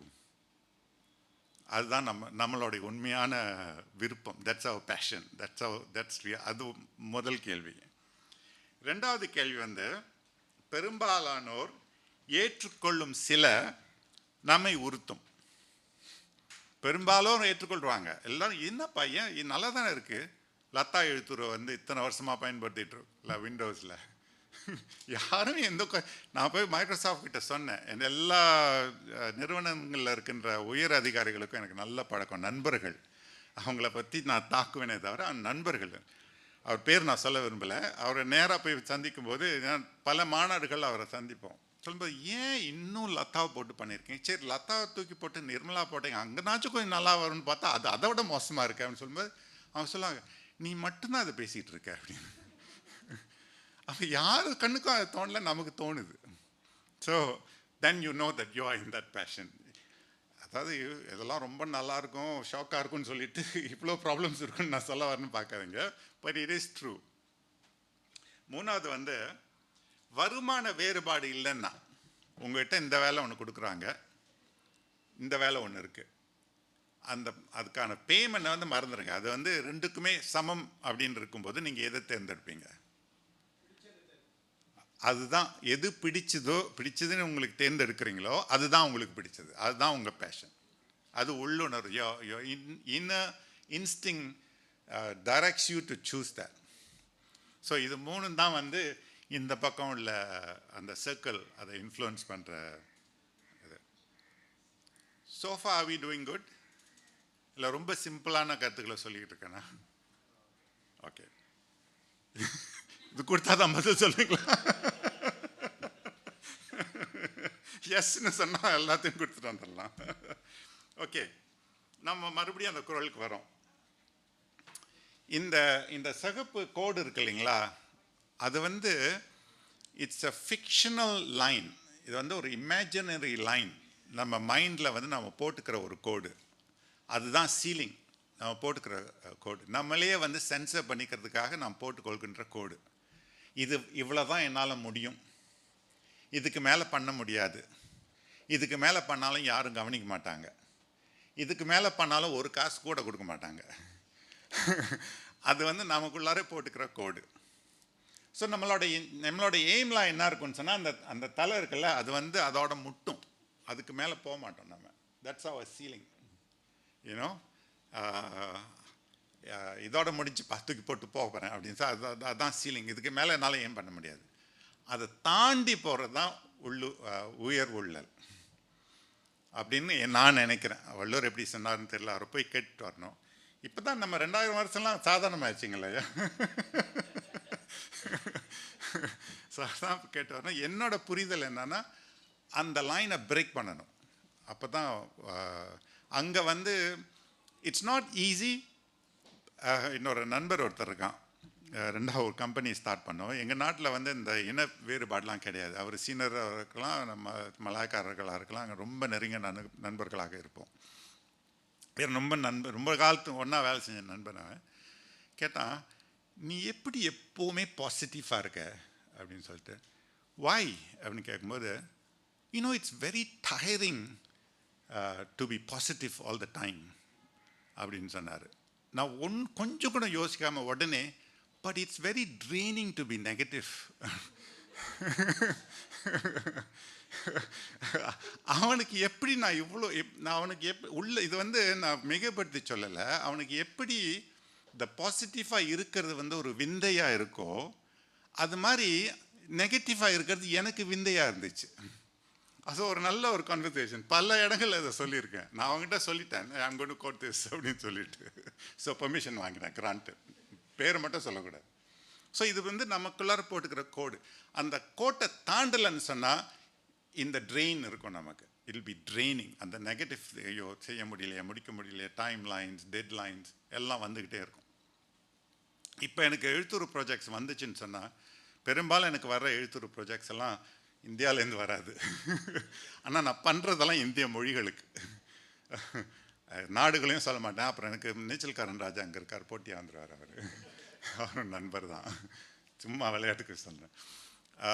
அந்த மாதிரியான ப்ராஜெக்ட்ஸ் வரும்பொழுது ரொம்ப மகிழ்ச்சியோடு செய்வேன். இடையில அண்மையில் வந்து ஒரு குஜராத்தி தேவநாகரி 2 வரி வடிவங்களுக்கு செய்ய வேண்டிய எழுத்துரு. அதுவும் வந்து ரொம்ப காம்ப்ளெக்ஸ். 3க்கும் வந்து 3 மாஸ்டர்ஸ் போட்டு செய்யணும். மொபைல் டிவைஸுக்கு ஃபிட்டிங்காக இருக்கணும். ஸோ அது மாதிரி ஒரு பெரிய பட்டியலே இருக்குது கம்ப்ளை பண்ணுறதுக்கு. நான் பார்த்தோன்னே எனக்கு சேன ஆக்சைட் ஆகிடுச்சு. எது வந்து ரொம்ப சிரமமாக இருக்கோ அது வந்து எனக்கு ரொம்ப எக்ஸைட்டிங்காக இருக்கும். ஏன்னா நம்மளை வந்து சேலஞ்ச் பண்ணுது. நம்ம கூட it's fighting with us. Can you do this எனக்கு ரொம்ப சேலஞ்சிங். அது 2 இதுவும் இருந்துச்சு, டிசைனும் இருந்தது, என்ஜினியரிங் இருந்தது. பண்ணி அவங்க கொடுத்தது, எனக்கு கொடுத்த காலகட்டம் வந்து 8 மாதம். ஒரு எழுத்துருக்கு, ஒரு லாங்குவேஜுக்கு வந்து 8 மாதம். கேள்விப்பட்டிருக்கீங்களா? நான் 8 மாதத்துக்கு யாரும் கொடுப்பாங்களா உங்களுக்கு? 8 நாள் கூட கொடுக்க மாட்டாங்க. ஒரு ஃபாண்ட் கொடுத்து நாளைக்கு கொடுப்பான்னு சொல்லுவாங்க. 8 மாதம் ஒரு எழுத்துருக்கு கொடுத்தாங்க. நான் ஒரு 6 வாரத்துக்குள்ளார செஞ்சு முடிச்சுட்டு ஃபுல்லாக டிபக் இதெல்லாம் டெஸ்ட் பண்ணி கொடுத்துட்டு அந்த கஸ்டமர் தூங்கிட்டு அதுக்கப்புறம் எந்திரிச்சு வந்தார், ஓ இதில் வந்து இந்த கொஞ்சம் மாற்றம் செஞ்சு கொடுங்க அப்படின்னு சொல்லி. ஏன்னா நமக்கு அந்த விரும்பி செய்கிறோன்னு சொன்னோம்னா அந்த தடை நமக்கு தெரியாது. அந்த வேகம் வந்து அதே வந்து நமக்கு ஒரு இன்ஸ்பிரேஷன் கொடுத்துக்கிட்டே இருக்கும். அதான் மிஸ்அலைன். இது கீழே இருக்கு, நம்ம ரொம்ப நல்லா வந்திருக்கு அந்த லைன். எப்படின்னா படிக்கிறேன் இங்கிலீஷில்.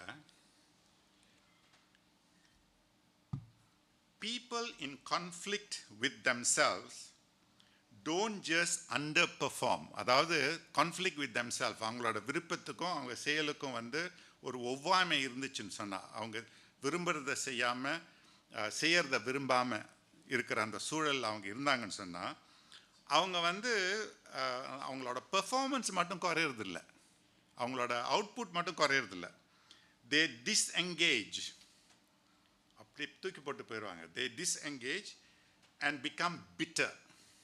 கொஞ்ச நாளில் வந்து அது ரொம்ப பிட்டராக இருக்கும். ஏன்னா அது செய்யலைன்னா நமக்கு சம்பளம் கிடைக்காது, செஞ்சு தான் ஆகணும். So that becomes bitter. அது ஒரு கான்ஃப்ளிக்ட் இருக்கு இல்லையா? ஏதோ ஒரு கட்டாயத்துக்காக செய்யும் பொழுது அதில் ஒரு கான்ஃப்ளிக்ட் இருக்கும். And they pass the same fear to the next generation. You know, so they don't அந்த உணர்வை வந்து மற்றவங்களும் புரிஞ்சுக்குவாங்க. So it bosses on to the next generation. பல இடங்களில் போயிருக்கேன் நான், குறிப்பாக இந்த வட்டார நாடுகளுக்கு போயிருக்கேன். எல்லாரோட முகங்களும் பார்ப்பேன். ஐ study people more then I study books. This is real. அது ஐ எம் ஆல்சோ ஃபார்ச்சுனேட் அன்ஃபார்ச்சுனேட்லாம் பிறகு யாராச்சும் கேள்வி கேளுங்க, ஃபார்ச்சுனேட் அன்ஃபார்ச்சுனேட் பற்றி கேள்வி கேட்டிங்கன்னா இன்னொரு புக்கை காத்துட்டு நான் ரெடியாக வச்சுருக்கேன். இந்த ஃபார்ச்சுனேட் அன்ஃபார்ச்சுனேட் கேள்விக்கான புத்தகம். பல இடங்களில் பல ஏர்போர்ட்ஸ்க்கு போயிருக்கேன். முகங்கள்லாம் வாட்டமாக இருக்கும். Even if it's a sweeping lady, அவங்களையும் பார்ப்பேன், எல்லாம் முடியும் வாட்டமாக இருக்கும். ஹவுஸ் கீப்பிங் வருவாங்க ஹோட்டல்ஸுக்கு, முகம் வாட்டமாக இருக்கும். சில இடங்களுக்கு போக, குறிப்பாக இந்த சரி நாடுகளை சொல்ல வேணாம், சில இடங்களுக்கு போகும்போது ரொம்ப மகிழ்ச்சியாக good morning, how is your day today கேட்கும்போது நமக்கு ஒரு உற்சாகம் பிறக்கும் நம்மளுக்கு. அவங்க முகத்தில் அவ்வளோ. So it's not about what you do, it's who you are. அதுதான் அந்த வேறுபாடு. ஓகே, இந்த அடிப்படையில் அண்மையிலையா, அதாவது இது வந்து தியரி, நான் சொன்னதெல்லாம் தியரி. இதை வந்து எப்படி ப்ராக்டிக்கலாக செய்து காமிக்கணும். என்னோட எல்லா வேலைகளிலும் இது இருக்கும். ஏதோ எழுத்துருவாக இருந்தாலும் சரி, இந்த ஹைபிஸ்கஸ்ன்னு சொல்கிற அந்த டூலாக இருந்தால் அதுக்கு புது வேர்ஷன் ஒன்று பண்ணிக்கிட்டு இருக்கோம். எல்லாம் கேட்குறாங்க, why are you so crazy, why are you doing this அப்படின்னு சொல்லிட்டு, no you don't talk about me, you talk about this அப்படின்னு சொல்லிட்டு திசையை மாற்றுவேன் நான். இந்த ஏதாவது ஒரு ப்ராக்டிக்கல் எக்ஸாம்பிள் ஒன்று காமிக்கணும் அப்படின்னு நினச்சேன். அதில் ஒன்று காமிக்க போகிறேன் இப்போது. இது வந்து அண்மையில் 2 நாளைக்கு முன்னே, இன்றைக்கி தேதி 4, 2 நாளைக்கு முன்னே 2ஆம் தேதி, ஜூலை 2ஆம் தேதி வெளியிட்ட இது. ஒரு பல மாதங்களாக இதை வந்து மேம்படுத்திக்கிட்டு வரோம். 2 வாரமாக முழுக்க டெஸ்ட் பண்ணிட்டு வரோம். இது முழுசாக வெளியாக்கியாச்சு. இதுக்கு பேர் சொல்வளம். இந்த சொல்வளம் வந்து ஒரு பேக்ரவுண்ட் கொடுக்குறேன் உங்களுக்கு. இது வந்து ஒரு விளையாட்டாக இருந்தாலும் எனக்கு வந்து உந்துதல் கொடுத்தது எழுத்துரு. ஏன்னா மொழியை விரும்புகிறவங்க பல கோணங்களில் அந்த விருப்பத்தை அணுகலாம் இல்லையா? அந்த அணுகலில் வந்து பல கோணங்கள் இருக்கலாம். இலக்கியங்களில் ஆர்வம் உள்ளவங்க இருக்கலாம், வரலாற்றில் ஆர்வம் உள்ளவங்க இருக்கலாம், கவிதையில் ஆர்வம் உள்ளவங்க இருக்கலாம், நிறைய பேர் இருக்கலாம். எனக்கு வந்து எழுத்தில் ஆர்வம். ஸோ ஒரு தொடர்னு சொன்னால் அதில் சொற்கள் இருக்கும். அந்த சொற்கள் ஒன்றோட ஒன்று உறவாடுவது எனக்கு ரொம்ப பிடிக்கும். இந்த ஒற்றும் வந்து எனக்கு ரொம்ப பிடிக்கும். அந்த உச்சரிக்கிற அந்த ஒலியும் எனக்கு ரொம்ப பிடிக்கும். சரியாக செய்வனா இல்லையான்றது 2வது விஷயம். ஆனால் எனக்கு அந்த ஒரு தொடரில் சொற்கள் உறவாடுவது, ஒரு சொல்லில் எழுத்துக்கள் உறவாடுவது, இதெல்லாம் எனக்கு ரொம்ப பிடிக்கும். அந்த எழுத்துக்களோட வடிவம், குறிப்பாக தமிழ் எழுத்துக்களோட வடிவம், தமிழ் அறியாத, தமிழ் தெரியாத எழுத்துருவியால், அதை உலகத்தில் இருக்க எல்லா மொழிக்கும் எழுத்துரு உருவாக்குறவங்களோட எல்லா நெட்வொர்க்கும் என்கிட்ட இருக்குது. எல்லாரோடைய நட்பும் என்கிட்ட இருக்குது. எனக்கு எல்லா மொழியும் அழகு மொழிகளே. அதுதான் என்னோடய கோட்பாடு. என் மொழி தமிழ், அதில் எனக்கு பெருமை இருக்குது. ஆனால் எல்லா மொழிகளுக்கும் அழகு இருக்குது. அப்போ அவங்க என்கிட்ட சொல்லும்போது, முத்து, do you know it's so difficult to find harmony in Tamil text typefaces அப்படின்னு சொல்லி. Why அப்படின்னு கேட்டேன். You have a da and then you have a e. புரியுதுங்களா? இந்த குழப்பம் புரியுதா உங்களுக்கு? ஆங்கில எழுத்தில் வந்து எல்லா எழுத்துக்களுடைய நாங்கள் ஸ்ட்ரோக் டென்சிட்டின்னு சொல்லுவோம். இழுப்புகளுடைய எண்ணிக்கை. இழுப்புனா ஒரு ஸ்ட்ரோக், இழுப்புகளுடைய எண்ணிக்கை, ஸ்ட்ரோக் டென்சிட்டி அப்படின்னு சொல்லும்போது ஒரு எழுத்தில் எத்தனை ஸ்ட்ரோக்ஸ் இருக்குது அப்படின்னு சொல்லுவாங்க. ஆங்கில எழுத்தில் 3க்கு மேலே போகாது, மேக்சிமம் 5, 3க்கு மேலே போகாது. ஈ கூட 3 தான், இப்படி 1 2 3. ஸோ அந்த மாதிரி 3க்கு மேலே போகாது பெரும்பாலும். தமிழில் ஒரே ஸ்ட்ரோக்காக இருந்தாலும் ஒன்றோட ஒன்று பின்னி பிணைச்சிட்டு வரும். அதான் இகரம், துகரம், தூகாரம், நூ, 3 சுழி போட்டு வருகின்ற நூ. அதான் யூ ஹாவ் அ டா and then you have a இ. அப்புறம் அவங்க இன்னொன்று என்ன சொல்லுவாங்கன்னா, யூ ஹாவ் யோ, அவங்க அதாவது பொது தரத்தில் வந்து மாத்திரான்னு தான் சொல்லுவாங்க. நம்ம உயிர் குறியீடுன்னு சொல்லுவோம். மொழி பொது மொழியில் வரும்போது அது ஆ மாத்திரான்னு தான் சொல்லுவாங்க. இந்த யூ ஹாவ் ஆ மாத்திரா which is very short, very narrow, and then you have a nu that goes like that. How do you handle all this அப்படின்னு சொல்லுவாங்க. I say you need a Tamil eye to appreciate all that அப்படின்னு சொல்லி முடிச்சிட்டோம் அவங்ககிட்ட, இல்லையா? ஏன்னா நமக்கு அந்த நம்ம வந்து தமிழையே படிக்கிறதுனால, ஆங்கிலம் வந்தாலும் அது 2ஆம் மொழின்றதுனால நமக்கு அந்த அந்த அது வந்து நமக்கு பெரிய ஒரு குறையாக தெரியல. கண்ணுடைய பழக்கம். இப்போ ஒரு எழுத்து, இப்போ இகரம் வந்து அவர் பண்ணார் இந்தியா டுடேல, இகரத்தை வந்து பாதியாக வெட்டி மேலே கொண்டு போய் போட்டார். அது பெரிய ஒரு மாற்றம். அது வந்து தட்ஸ் அ ரெவல்யூஷனல் சேஞ்ச். அந்த மாதிரி நம்ம அடிக்கடி பண்ணிகிட்டு இருக்க முடியாது, ஏன்னா யாருக்கும் புரியாது. அண்மையில் ஒன்று பண்ணோம் நாங்கள், அதாவது ஓசை இல்லாமல் ஒரு புரட்சி. கொற்கை எழுத்துரு நீங்கள் பார்த்தீங்கன்னா அந்த என்னான்னு பார்த்து சொல்லுங்கள். யாராச்சும் சொன்னாங்களா? உங்களுக்கு ஒரு புக்கு காத்துக்கிட்டு இருக்கு. கொற்கை எழுத்துருவில் ஒரு அந்த மாதிரி ஒரு சின்ன புரட்சி ஒன்று போகிறோம். இந்த மாதிரி கொஞ்சம் கொஞ்சம் கொஞ்சம் கொஞ்சமாக தான் மாறுமே தவிர ஒரேடியாக மாற்றிட முடியாது.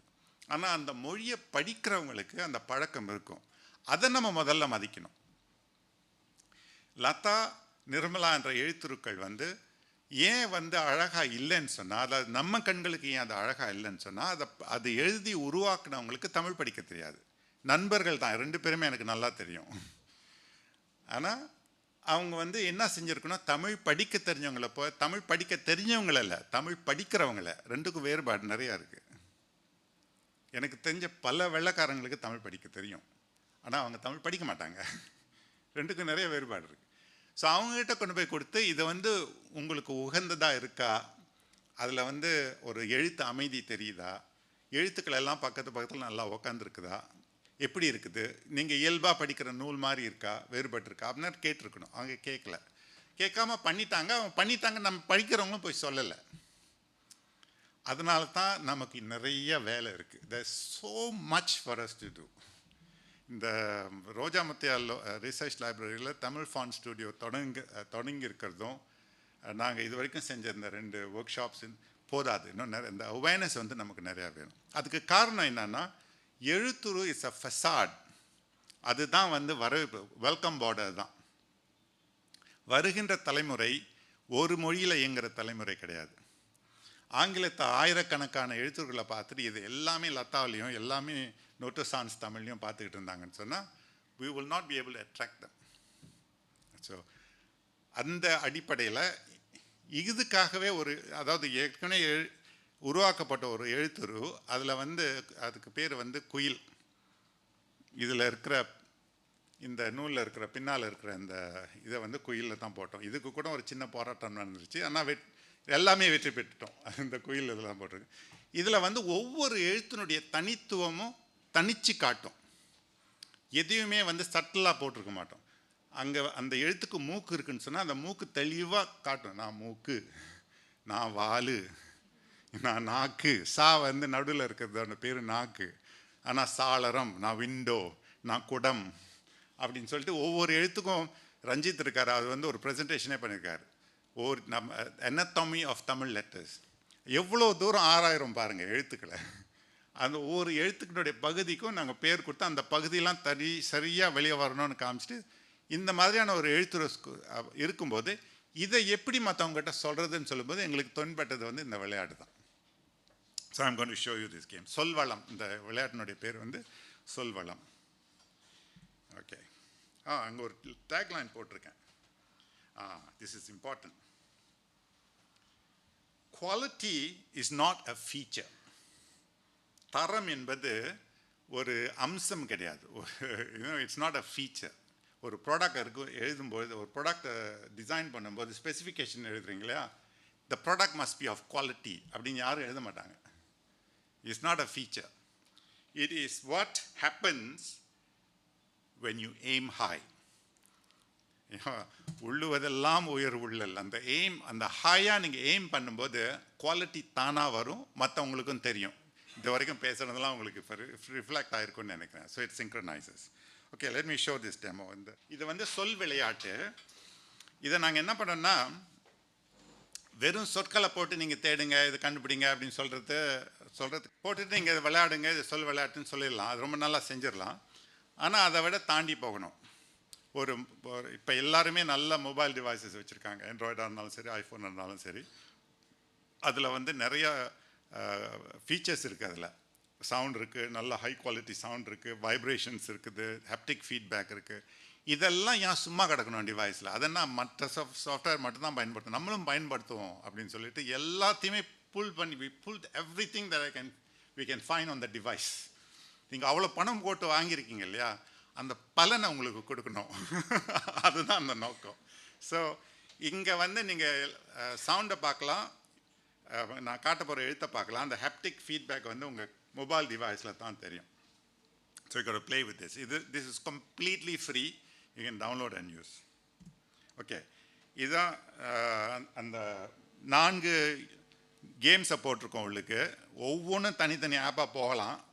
But you are so excited. this is what happens when you do out of excitement. அந்த உணர்ச்சி பெருக்கில், மகிழ்ச்சி பெருக்கில் செய்யும்போது எல்லாத்தையும் அள்ளி உள்ளுக்கு போட்டு பட் நல்லா ஆப்டிமைஸ் பண்ணியிருக்கோம் எல்லாத்தையும். ஸோ முதல் விளையாட்டு சொல் தேடல், 2வது சொல் ஆக்கம், 3வது சொல் வரிசை, 4வது தமிழி பயிற்சி. முதல்ல வந்து சொல் தேடல். இங்கே பார்த்தீங்கன்னா அந்த கிரிட் இருக்கு இல்லையா, இதில் என்ன, tell me something that you see missing or something you see. இந்த கிரிட்டில் வந்து நாங்கள் என்ன பண்ணியிருக்கோம்னு நீங்கள் சொல்லுங்கள் யாராச்சும். ஓகே, ரெடியாக வச்சுருக்கோம் புத்தகத்தை. உங்களுக்கு இல்லை, உங்களுக்கு கொடுக்குறது தான் எல்லாத்தையும் உங்களுக்கு போய் கொடுத்துட்டு போயிடுவோம். நாங்கள் என்ன பண்ணியிருக்கோம் இந்த கிரிட் சொல்? It's a good answer but dozen related to Tamil. ஆவ காணுமா? இருக்க 3வது முதல் ரோல 3வது ஆவன தானே. ஓகே, அது ஆன்சர் கிடையாது. அது ஏன்னா இங்க வந்து இடம் இல்லாமல் இருந்திருக்கலாம். அது நல்ல முயற்சி, ஆனா இது அளவுக்கு இன்னும் இல்லை. வேற யாராவது? I want to hear something. Come on, quickly. Okay. இங்க உள்ளவங்க சொல்லணும். யாரோ துணைக்கால பத்தி சொன்னாங்க, நீங்க சொன்னீங்களா? என்ன சொன்னீங்க? பக்கத்தில் சொல்லி கொடுத்தாங்க உங்களுக்கு.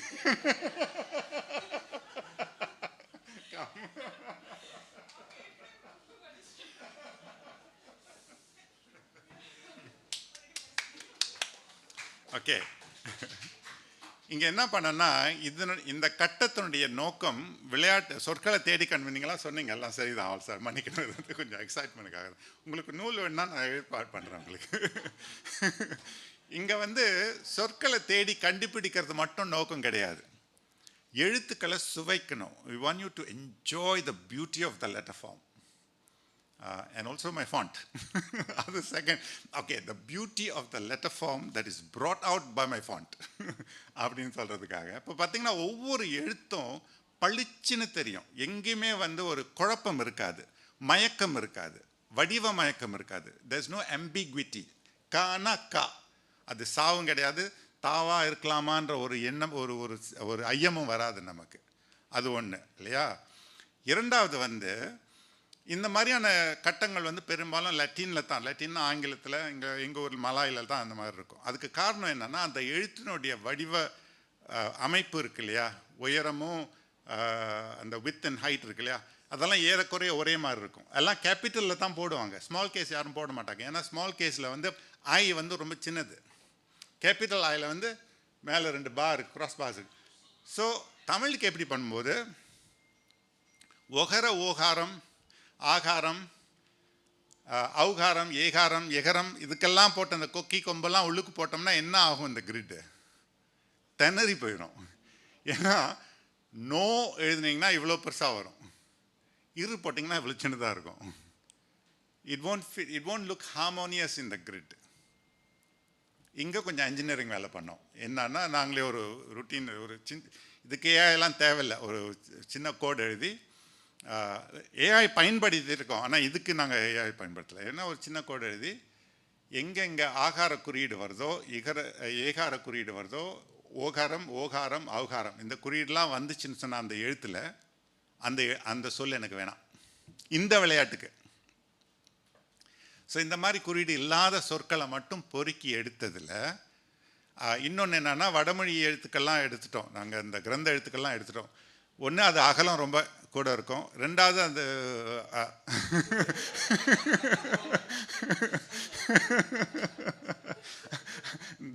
அந்த எழுத்துக்களை போடுறதுல எனக்கு இஷ்டம் இல்லை. ஸோ அதெல்லாம் எடுத்துட்டு இந்த எழுத்துக்கெல்லாம் நீக்கி போட்டதில் எங்கள்கிட்ட இருக்கிற சொற்பட்டியலேருந்து தேடி பார்த்ததில் 17,000 சொற்கள் கிடைச்சிது. தமிழ் எழுத்துக்கள், தமிழ் சொற்கள் 17,000 சொற்கள். அதை படிச்சுட்டாலே நல்லா தமிழ் பேசலாம்னு நினைக்கிறேன் இல்லைங்களா. ஸோ இந்த விளையாட்டு இது எப்படி விளையாடுறது அப்படின்றதெல்லாம் நான் சொல்லி கொடுத்து உங்களை அவமானப்படுத்த விரும்பலை. அதனால் ஒரே ஒரு வீடியோ மட்டும் காமிச்சிடுறேன். இங்கே பார்த்தீங்கன்னா அது 2 கட்டம் இருக்குது. மேலே வந்து 8 ஒரு கிரிட்டில் 8 சொற்கள் தான் அடக்கியிருக்கோம், கூட அடக்கியிருக்கலாம். இங்கெல்லாம் இதை ஏன் நான் உங்கள்கிட்ட காமிக்கிறேன்னா எவ்வளோ சிந்தனை போயிருக்குன்னு நீங்கள் பாருங்கள். அது வந்து ஒரு சிம்பிள் கேம் தான், it's just word search game, but how much of thinking has gone behind it. இதுதான் அதாவது ஒரு பேஷனட்டாக இந்த மறுபடியும் அதை தமிழ் சொல்ல தேடிக்கிட்டே இருக்கேன். பேஷனட்டாக ஒரு இந்த மாதிரியான ஒரு வேலையை செய்யும் பொழுது you go beyond that ceiling, அந்த எல்லோ கலர் சீலிங் எங்கெங்கே வந்து உடச்சி எறிஞ்சிருக்கோம் அப்படின்றத காட்டுறதுக்காக தான் இந்த எடுத்துக்காட்டு. ஸோ மேலே வந்து அதை விட 8 எழுத்துக்களை விட கூட போட்டிருக்கலாம், 8 சொற்களை விட கூட போட்டிருக்கலாம். ஆனால் அதில் வந்து ஒரு ஃபெட்டிக் ஏற்படுது, அந்த சர்ச் பண்ணும்போது ஒரு ஃபெட்டிக் ஏற்படுது, தமிழ் எழுத்துக்களை சர்ச் பண்ணும்போது ஒரு ஃபெட்டிக் ஏற்படுது. அதனால் அதை ஆப்டிமைஸ் பண்ணி 8 தான் அது பெஸ்ட் அப்படின்னு சொல்லி உறுதிப்படுத்தினோம். மேலே 8, கீழே வந்து அந்த ஒரு இன்ட்ரே மாதிரி இருக்கும், கண்டுபிடிச்ச எழுத்துக்கள்லாம் அங்கே போகும். ஸோ அங்கே கொஞ்சம் அனிமேஷன் போட்டிருக்கோம். நீங்கள் ஃபோனில் விளையாடும்போது அந்த மூவ்மெண்ட்ஸ் எல்லாம் உங்கள் கையிலே ஃபீல் பண்ணலாம். உங்களுக்கு சரியாக இருந்துச்சுன்னு சொன்னால் உங்கள் கை சொல்லும், உங்களுக்கு விரல் சொல்லும், பிடிச்சிட்டு சொல்லும் சரி பழ அப்படின்னு சொல்லிட்டு. So I am going to play this game.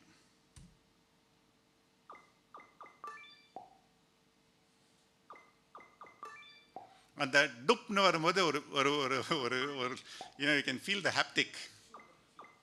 Super.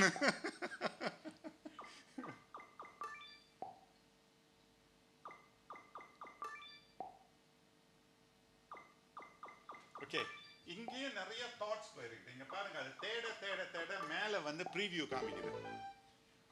மேலே தேட ஓகே, அதையும் காமிக்கணும்னு நினச்சேன் நான். அந்த கன்ஃபெட்டி பார்த்தீங்களா, அந்த கன்ஃபெட்டி விழும்போது தமிழ் எழுத்துக்களும் அந்த கன்ஃபெட்டியில் வந்து விழும்.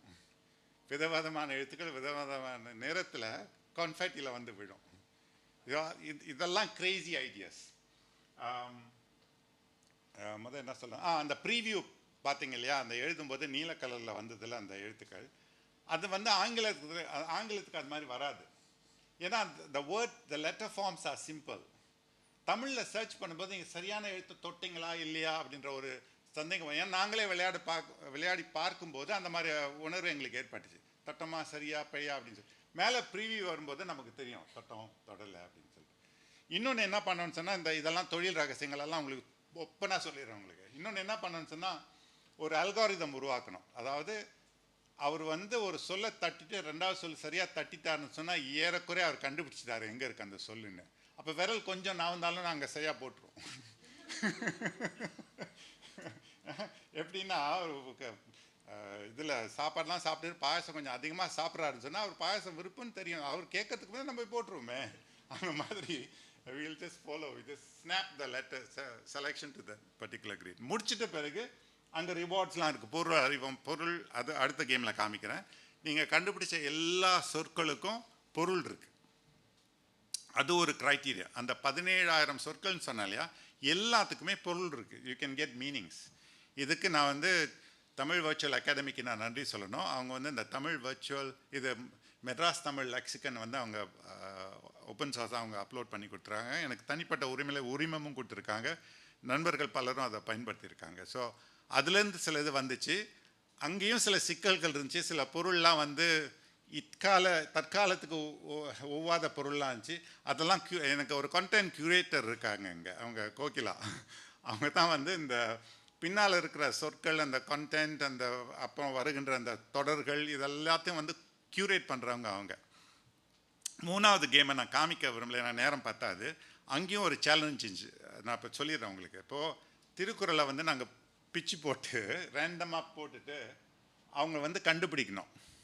நம்ம நாட்டு மொழியில் சொன்னால் சுசன் பண்ணணும். சரியான ஆர்டரில் வந்து அவங்க அடுக்கணும்.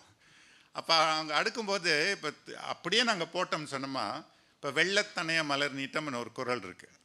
பிச்சு போடும்பொழுது இந்த வெள்ளத்துன்னு பார்த்தாங்கன்னா அடுத்த சொல் என்னத்தில் தொடங்கணும்? வாட்ஸ் த பசில் த?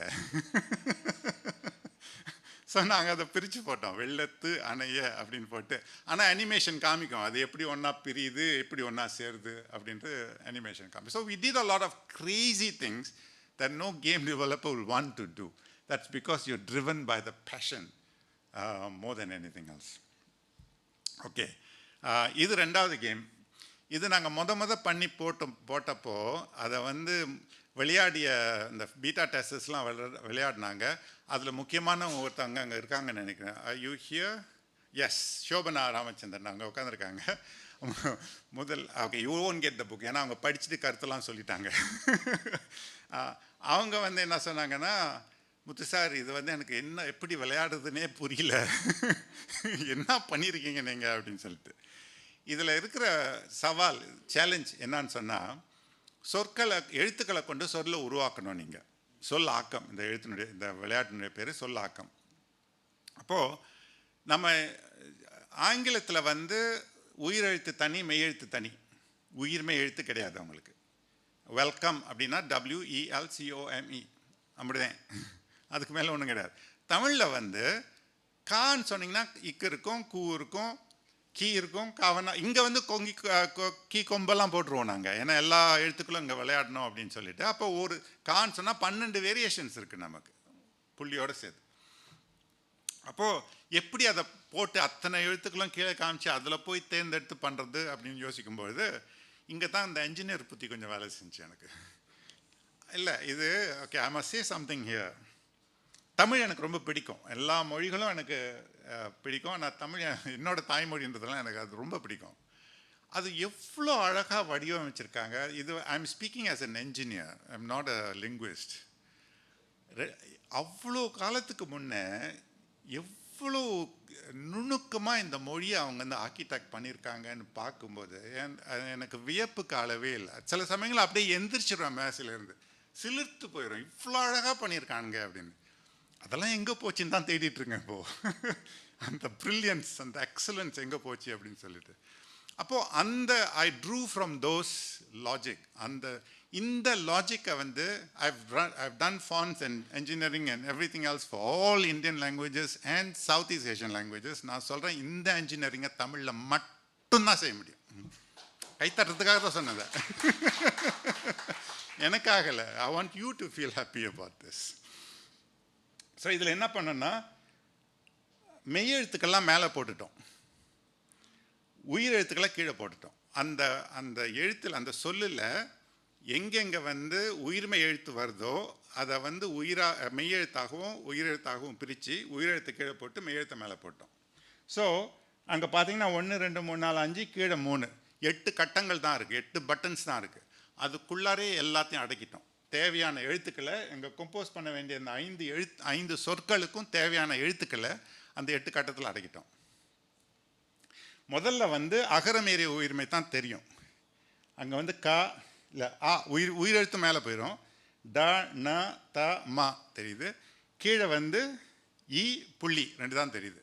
அப்போ இகரம் ஏறிய உயிர்மை தான் இங்கே இருக்குது. நீங்கள் அடுத்த ஈ தட்டினீங்கன்னா இந்த ஸ்க்ரீன் வரும். அந்த ஆ அப்படியே தான் இருக்கும். டா வந்து டியா மாறிடும், நா வந்து நீயா மாறிடும், தா வந்து தியா மாறிடும், மா வந்து மியா மாறிடும். அதே மாதிரி புள்ளியை தட்டினீங்கன்னா எல்லா எழுத்துக்களும் மெய்யெழுத்தாக மாறிடும். இப்போ உங்களுக்கு தெரிஞ்சிடும் என்னென்ன எழுத்துக்கள் இருக்குது.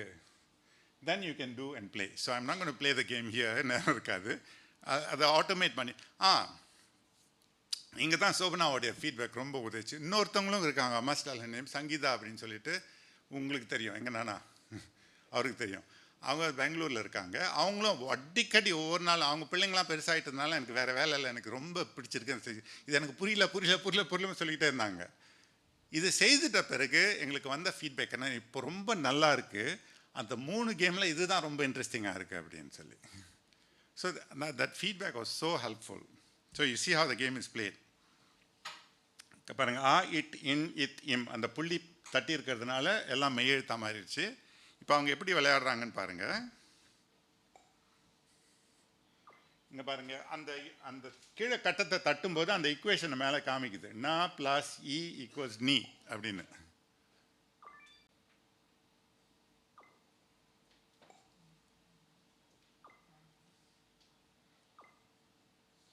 இங்கே இருக்கிற இன்னொரு சேலஞ்ச் என்னன்னா, இங்கே இருக்கிற இந்த சொற்பட்டியலில் வந்து, அதுவும் குறிப்பாக அந்த வேர்ச்சொல் பட்டியலில் வந்து ரொம்ப பழைய பட்டியல் தான் இருந்தது. Madras Tamil lexicon was 1930s, almost 100 years ago. ஆனால் மாடர்ன் வேர்ட்ஸ்லாம் அதில் இல்லை. ஸோ நாங்கள் என்ன பண்ணோன்னு சொன்னால், இருக்கின்ற ஆர்கைவ்ஸ் எல்லாம் போய் க்ளோ பண்ணி எடுத்து அதில் இருக்கிற சொற்களை கண்டுபிடிச்சி வேர்ச்சொற்களையும் பார்த்து அப்புறம் அதெல்லாம் உள்ளுக்கு கொண்டாந்து சேர்த்தோம். சில இது மீனிங்ஸ் எங்களுக்கு கிடைக்கல, அங்கே வந்து எல்எல்எம் பயன்படுத்தி மீனிங்ஸை போட்டு நம்ம அதில் எங்கேயாச்சும் தப்பு வந்துச்சுன்னு சொன்னால் அவங்க தான் தப்பு. ஆனால் அவங்க தான் க்யூரேஷன் அவங்க தான் க்யூரேட்டர் பார்த்து பொருள்லாம் ஏறக்குறைய செக் பண்ணிவிட்டு வந்துடும். ஆனால் என்னன்னா, திஸ் இஸ் கண்டினியூஸ் இம்ப்ரூவ்மெண்ட். எங்களுக்கு ஃபீட்பேக் வர வர வர நாங்கள் மாற்றிக்கிட்டே இருப்போம்.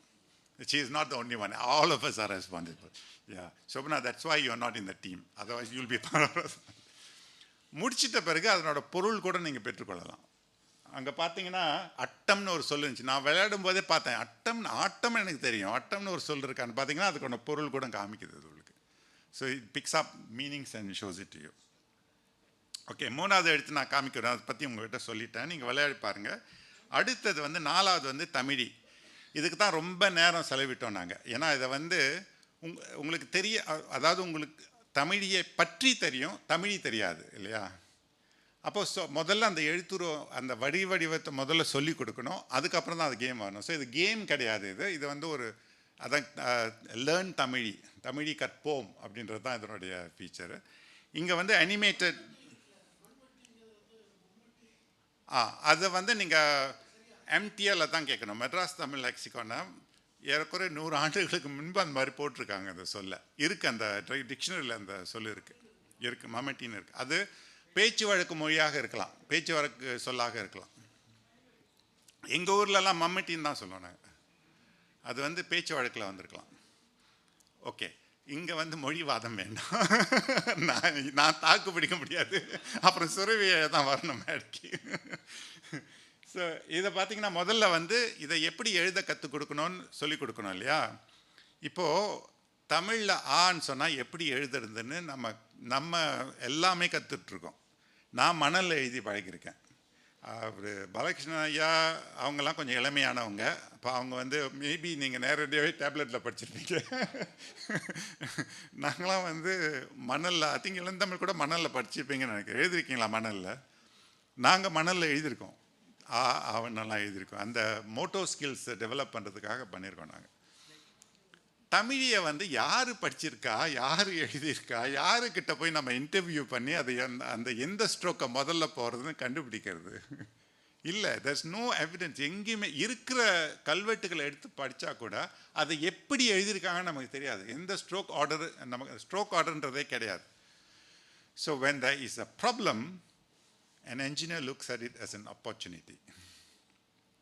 ஸோ இது வந்து அந்த எழுத்துருவுடைய பொதுவாக ஒரு எழுத்துரு இருக்கும்பொழுது இப்படித்தான் அந்த ஆர்டர் இருந்திருக்கணும் அப்படின்ற ஒரு அனுமானத்தில் ஒவ்வொரு எழுத்தும் இப்படி தான் பல முறைப்படும். இந்த ஆ என்ற எழுத்தை பல முறை நான் போட்டு பார்த்தேன். we cannot have multiple orders, இல்லைன்னா அல்காரிதம் ரொம்ப காம்ப்ளெக்ஸாக போயிடும். ரொம்ப சிம்பிளாக தானே இருக்கணும்.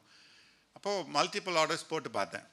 முதல்ல இது வந்து தென்னாட்டு ஆ, சவுத் இந்தியன் ஆ. நார்த் இந்தியாவில் வந்து கே, இந்த ரிவர்ஸ் ஆப்போசிட் போட்டிங்கன்னா, ஆமாம், நார்த் இந்தியாவில் வந்து இப்படி போவோம், இப்படி போட்டு இப்படி போவோம். நம்ம ஆ வந்து இப்போ எழுதுகிற ஆ வந்து நார்த் இந்தியன் மாதிரி தான் தெரியும். இப்படி போய்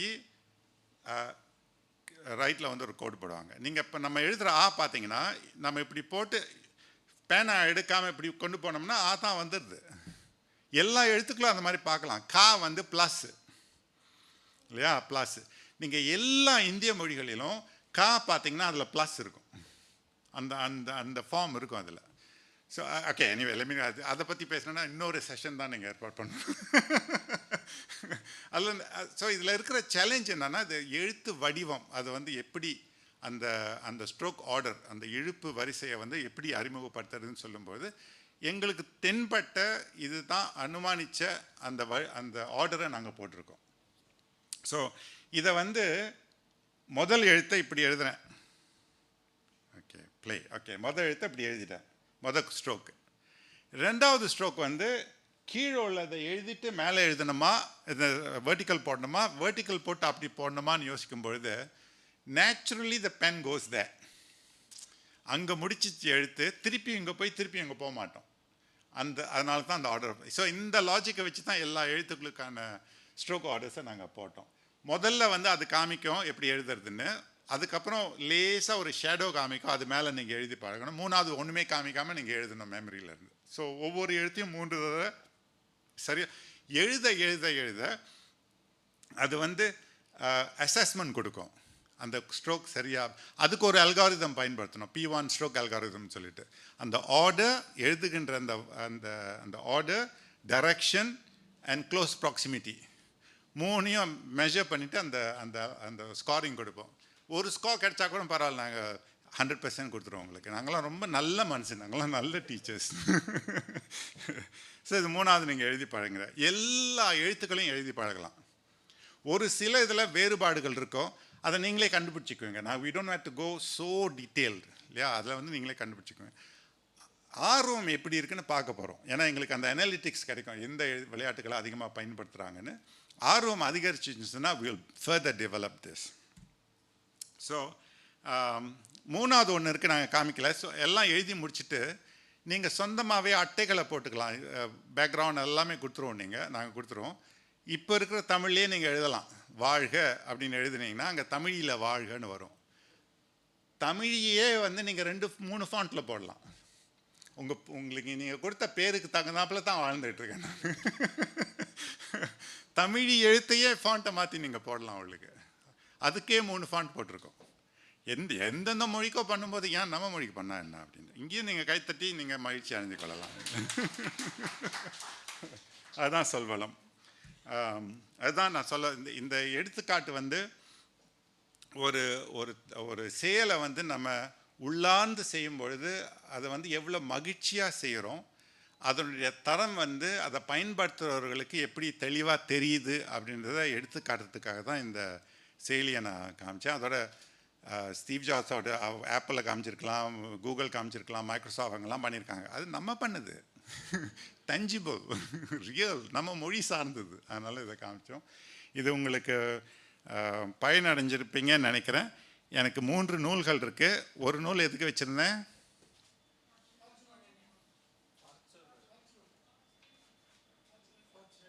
ஃபார்ச்சுனேட் அன்ஃபார்ச்சுனேட். ரெண்டாவது சரி, ஃபார்ச்சுனேட் அன்ஃபார்ச்சுனேட் யார் கேள்வி கேட்க போகிறா? இது ஏஐ ப்ராம்ப்ட் மாதிரி, இட்ஸ் ப்ராம்ப்ட் என்ஜினியரிங். யாராச்சும் ஒரு சும்மா ஃபார்ச்சுனேட் அன்ஃபார்ச்சுனேட் சொல்லுங்கள் நூல் வேணும்னு சொன்னா அப்போ nobody wants our book.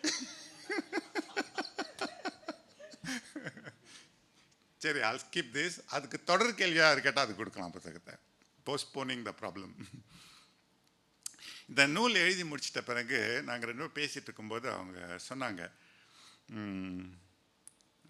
I hope I can quote this example, it's our conversation. அவங்க என்ன சொன்னாங்கன்னா, யூ ஆர் ஸோ ஃபார்ச்சுனேட், இந்த மாதிரி ஆப்பர்ச்சுனிட்டிஸ்லாம் அவங்களுக்கு வந்ததுனால you are able to do all this அப்படின்னு சொல்லிட்டு நான் ரொம்ப யோசித்தேன். Because I am not someone who believes in luck. So நம்ம ரொம்ப இது உண்மைதானா, மற்றவங்களுக்கு ஏன் இது கிடைக்கல அப்படின்னா, நானும் ஸ்டீவ் ஜாப்ஸ் கிடைச்ச ஆப்பர்ச்சுனிட்டிஸ் கிடைச்சா நானும் ஆயிருக்கலாம் இல்லையா, அவுட் ஆஃப் இன்வென்டட் ஆப்பிள். அது மாதிரி நானும் கற்பனை பண்ணியிருக்கலாம். பில் கேட்ஸ் பிறந்த அதே இடத்துல நானும் பிறந்திருந்தேன்னா I would have been a better engineer than him. You see, Steve Jobs is not an engineer, he's not a technologist. இவர் பில் கேட்ஸ் இஸ் நாட், கொஞ்சம் கோடு எழுதுவாரே தவிர is not a big thing. இந்த Spotify தெரியுமா உங்களுக்கு? Spotify is very successful. அந்த Spotify கண்டுபிடிச்சவங்களுக்கு music தெரியாது. You don't have to have that. அந்த passion is what you do. So we had a very interesting conversation. இப்போ ரொம்ப நல்ல எக்ஸ்சேஞ்சஸ்.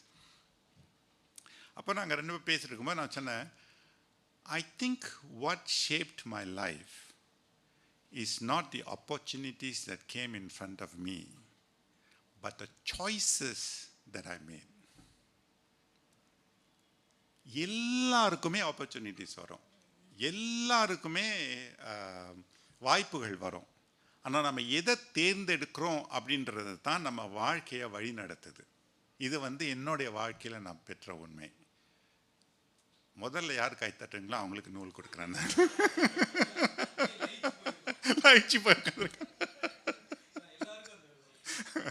அது உண்மை. நீங்க ஒத்துக்கிறீங்களா இல்லையா? It's a choices we make no matter where we are born. நான் இன்னும் மடத்துலேருந்து எதுவும் வரலங்க.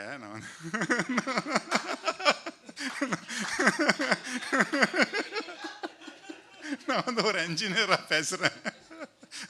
கடந்து வந்த பாதையினுடைய அனுபவத்தை பகிர்றேன், அவ்வளோதான்.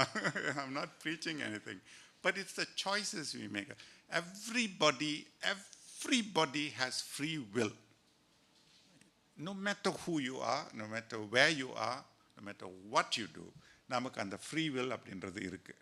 ஆனால் எந்த சூழலை பயன்படுத்தி எந்த சீலிங்கை நமக்கு தலை மேலே போட்டுட்டு நம்ம முடிவுகளை எடுக்கிறோமோ அந்த முடிவுகள் தான் நம்ம வாழ்க்கையை வழி நடத்துதுன்றது என்னுடைய அனுபவத்தில் நான் கற்ற பாடம். 2001க்கு பிறகு தான் எனக்கு விரும்புகின்ற முடிவுகளை நான் எடுத்தேன். அது வரைக்கும் இந்த செஞ்சால் என் பாஸ் கிட்டேருந்து ப்ரொமோஷன் கிடைக்கும், இது செஞ்சால் எனக்கு போனஸ் கிடைக்கும். ஏன்னா என்னோட காம்பன்சேஷன் பிளான் 60-40, 60 சேலரி 40 கமிஷன். கமிஷன்னா சேல்ஸ் வால்யூம்க்கு ஏற்றவாறு தான் கமிஷன் வரும். ஒரு தடவை I lose 40% of my yearly salary. அதுலேருந்து இன்னும் உங்கள் மொழியில் சொன்னால் உஷாராக இருப்பேன். அதெல்லாம் it's not true. That is என்னை பொறுத்த வரைக்கும் that was not the true. ஆனால் படிச்சுக்கிட்டேன் நிறையா. I learned a lot. So there came a point where I have to make a decision. இன்னையிலேருந்து நான் விரும்புகிறத செய்ய போகிறேன் அப்படின்னு இறங்கினேன். And I am very very happy. இன்னைக்கு அழைச்சி பேசுகிறதுல எனக்கு ரொம்ப மகிழ்ச்சி. இந்த வாய்ப்பினை தந்த அண்ணா நூற்றாண்டு நூலகத்துக்கும் நீங்கள் வந்திருந்த உங்கள் அனைவருக்கும் நான் கொஞ்சம் பயந்துட்டு தான் வந்தேன். எப்படி பேசுறது, எந்த மாதிரியான க்ரௌடு, ஸ்டூடெண்ட்ஸ் இருந்தாங்களா, எப்படி பேசுகிறேன். நான் எல்லாத்துக்குமே தயாராக தான் வந்தேன். இந்த பிளான் பின்றது எனக்கு பிடிக்காது. மாஸ்டர் யோடா சொன்னது, you do or you do not, there is no try அப்படின்ற மாதிரி. ரொம்ப நன்றி எல்லாருக்கும். நன்றி, வணக்கம். முன்னதாக ஓரிரு கேள்விகள் வாசகர்கள் தரப்பிலிருந்து.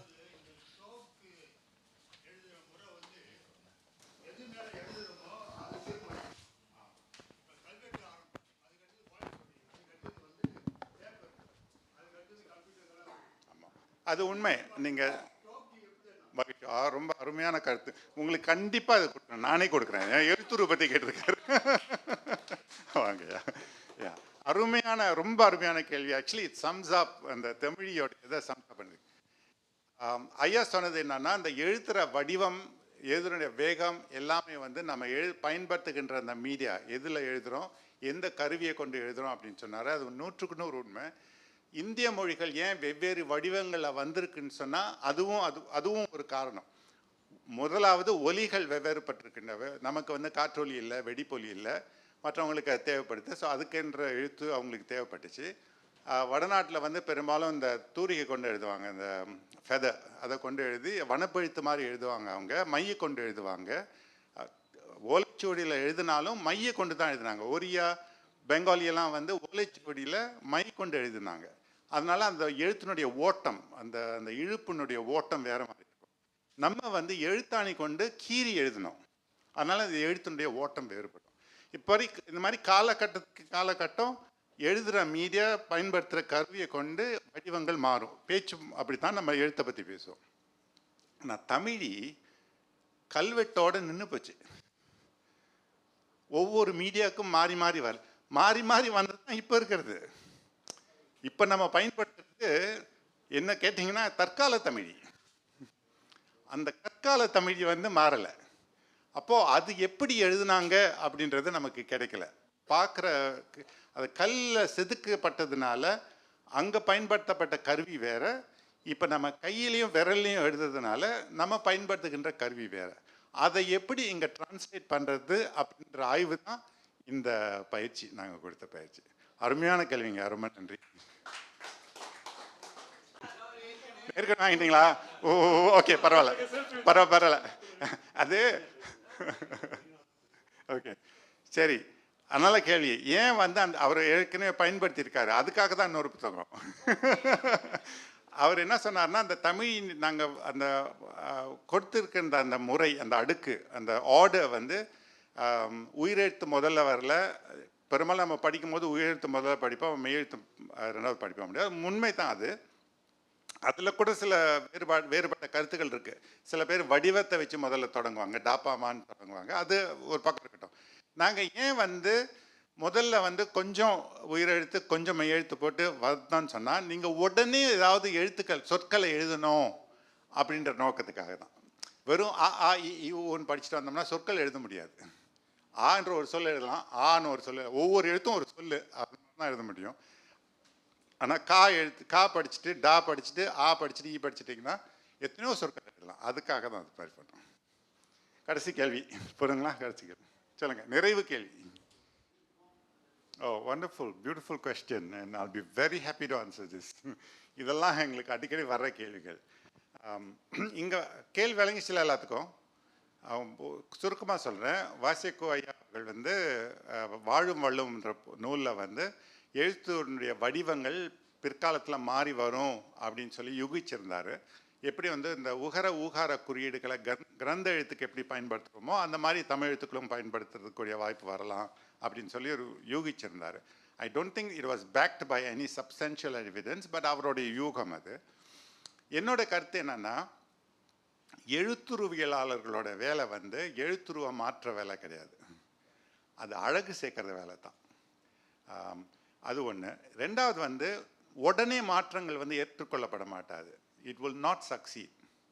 பையத்தான் மாற்றணும். இப்போ இகரம் எழுதும்போது இங்கே வெட்டிட்டு அங்கேருந்து தொடங்குச்சு இல்லையா? அப்படி எழுதும்போது எல்லாத்துக்கும் தெரியுது இது இகரம்னு, யாரும் இது பண்ணுறதே இல்லை.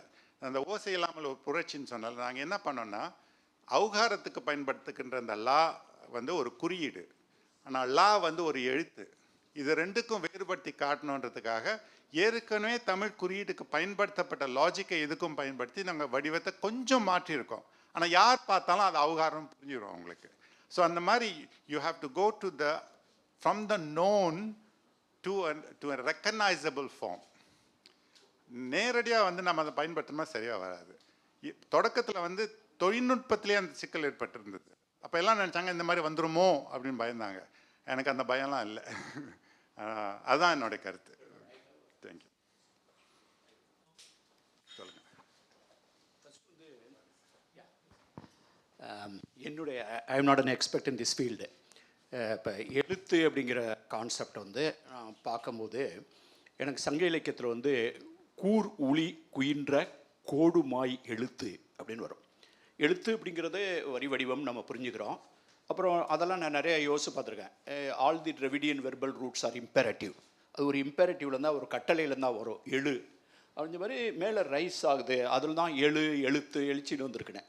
ஆனால் if you really look deep in to it, எங்கேயோ ஒரு இடத்துல வந்து இந்த கோடு வளைவு இதெல்லாம் பற்றி பேசும்போது, இப்போ எழுத்து உரு வடிவம் ரவுண்ட் எல்லாம் வருதுல்ல, அதில் வந்து சங்க இலக்கியத்தில் வந்து ஒரு இடத்துல சொல்லும்போது கூர் உளி குயின்ற, உளி வந்து குயின்ற கோடு மாய் எழுத்து, எழுத்துங்கிறது வந்துடுது, அதில் கோடு காணாமல் போகுது. அது வந்து எதை வச்சு சொல்கிறாங்கன்னா, ஒரு நடுகள்லாம் இருக்குது, அதில் வண்டியினுடைய சக்கரத்தெல்லாம் மோதுனதில் அதில் இருக்கக்கூடிய கோடெல்லாம் மாஞ்சி போச்சு, தெரியல, கண்ணில் தெரியல. அப்போ எலிமெண்ட்ரியாக வந்து கோடு தான் அப்படிங்கிறத லைன் அப்படிங்கிறது பண்ணுறாங்க.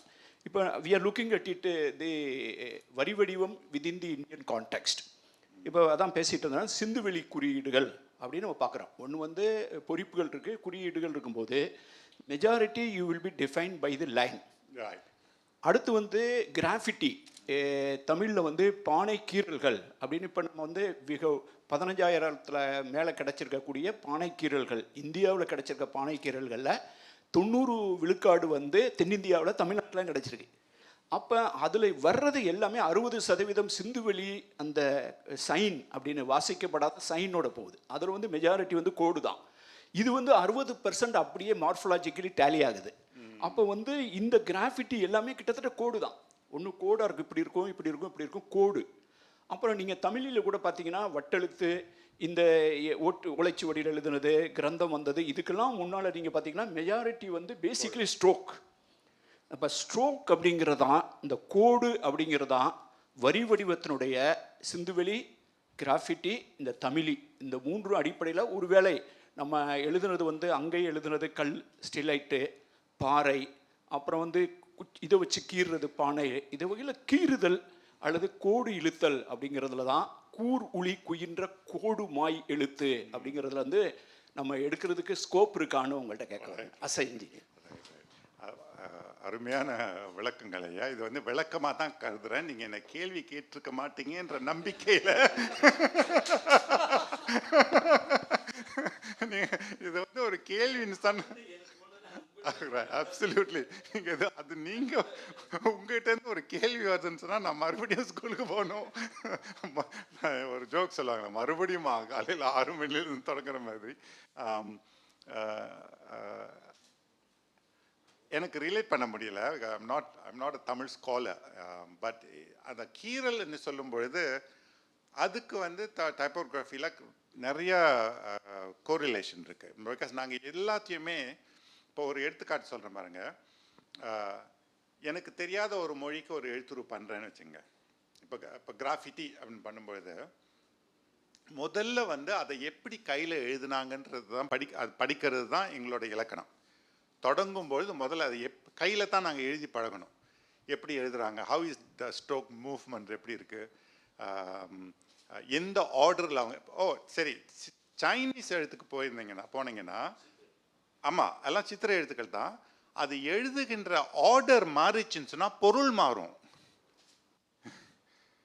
கண்டிப்பாக பயன்படுத்த சீன எழுத்துக்களில் அந்த எல்லாமே கோடுகள் தான்.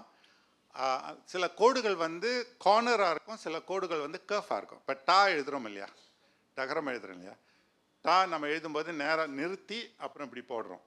நான் வேகமாக எழுதும்போது வளைச்சிட்டு போகுது இல்லையா, அது வந்து ஸ்பீடை காமிக்குது.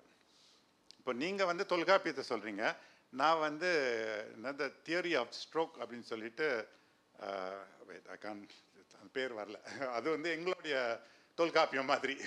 அவர் என்ன சொல்கிறாருன்னா, அந்த கோடுகள் வந்து இப்போ என் என்ற எழுத்தை எடுத்துக்கோம் இல்லையா, என் என்ற எழுத்தை நேராக அப்படி போட்டு மேலே போய் அங்கே பிரிஞ்சிச்சுன்னு சொன்னால் அது ரொம்ப ஸ்லோவாக எழுதியிருக்காங்க.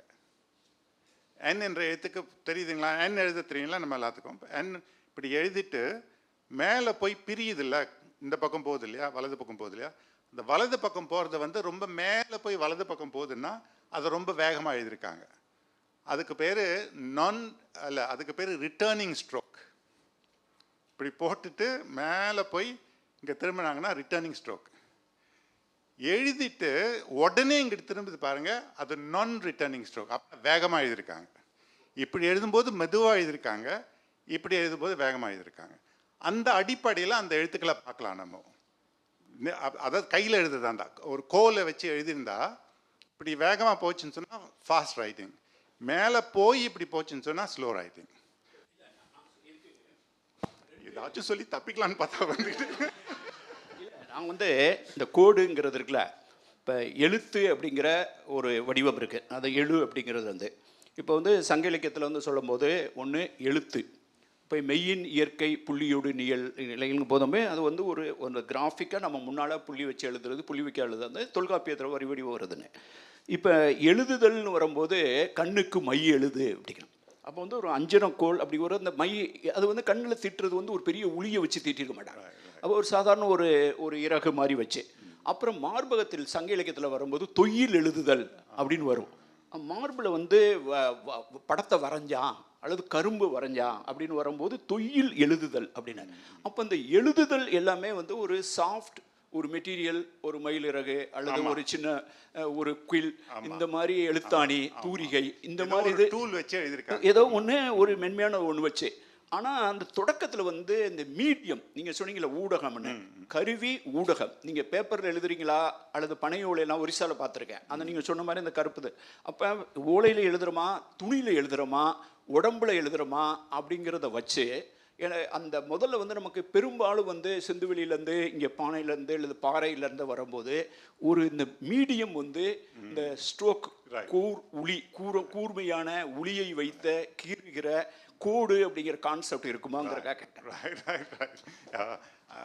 தமிழில் அந்த மாதிரி நான் இது வரைக்கும் நான் பார்த்த படங்கள்ல அந்த மாதிரி நான் பார்க்கலங்க ஐயா. ஏன்னா இப்போ கல்வெட்டுன்னு நான் அந்த பானை ஓட்டில் இருக்கின்ற தமிழ் எழுத்துக்களை கீறல்களை பார்த்தோம்னு சொன்னால் நீங்கள் சொல்கிற அந்த கருத்து கண்டிப்பாக கிடைக்கும். ஏன்னா அதை வந்து எழுதியிருக்காங்க, அது வந்து நீங்கள் சொல்கிற மாதிரி எழுதியிருக்காங்க. கல்வெட்டில் வந்து அந்த மாதிரி எழுதியிருக்கிறதுக்கான வாய்ப்பு இல்லை, அதை வந்து செதுக்கியிருக்காங்க. செதுக்கியிருக்கும்போது அதுக்கு இருந்த அந்த ஆர்டர் எழுதும்போது இருக்கின்ற ஆர்டர் வந்து என்னை பொறுத்த வரைக்கும் அது வேறுபட்டிருக்கும். அந்த தியரி ஆஃப் ஸ்ட்ரோக் வந்து அந்த ஆத்தரோட பேரை வந்து ஹெராட் நோட்ஸாய். எழுத்துருவில் ஆர்வம் உள்ளவங்க பாருங்கள், இட்ஸ் பியூட்டிஃபுல் புக், ஹெராட் நோட்ஸாய். வணக்கங்க ஐயா, பயந்து போயிட்டேன். ரொம்ப நன்றி. அதாவது you enriched the conversation. You are a phenomenal communicator, I must tell. Oh, thank you. அதாவது way you communicated, engaged, ஒரு அருமையான ஒரு உரையை கேட்குற வாய்ப்பு. ரொம்ப நன்றிங்க ஐயா, நன்றி. வணக்கம். அனைவருக்கும் இனிய வணக்கம். நமது அன்பான அழைப்பினை ஏற்று உள்ளுவதெல்லாம் உயர்வுள்ளல் என்னும் தலைப்பில் பல்வேறு கருத்துக்களை நம்மோடு பகிர்ந்து கொண்ட திருமிகு முத்து நெடுமாறன் ஐயா அவர்களுக்கு நமது அண்ணா நூற்றாண்டு நூலகம் சார்பாக மனமார்ந்த நன்றிகளை தெரிவித்துக் கொள்கின்றோம். மேலும் இந்த நிகழ்வில் கலந்து கொண்ட சிறப்பு அழைப்பாளர்கள், வாசகர்கள், அறிஞர் பெருமக்கள், நூலர்கள், ஒத்துழைப்பு நல்கிய நூலக பணியாளர்கள் உள்ளிட்ட அனைவருக்கும் பொன்மாலை பொழுது குழுவின் சார்பாக நெஞ்சார்ந்த நன்றியினை தெரிவித்துக் கொள்கின்றோம். மீண்டும் நல்லதொரு நிகழ்வில் சந்திப்போம்.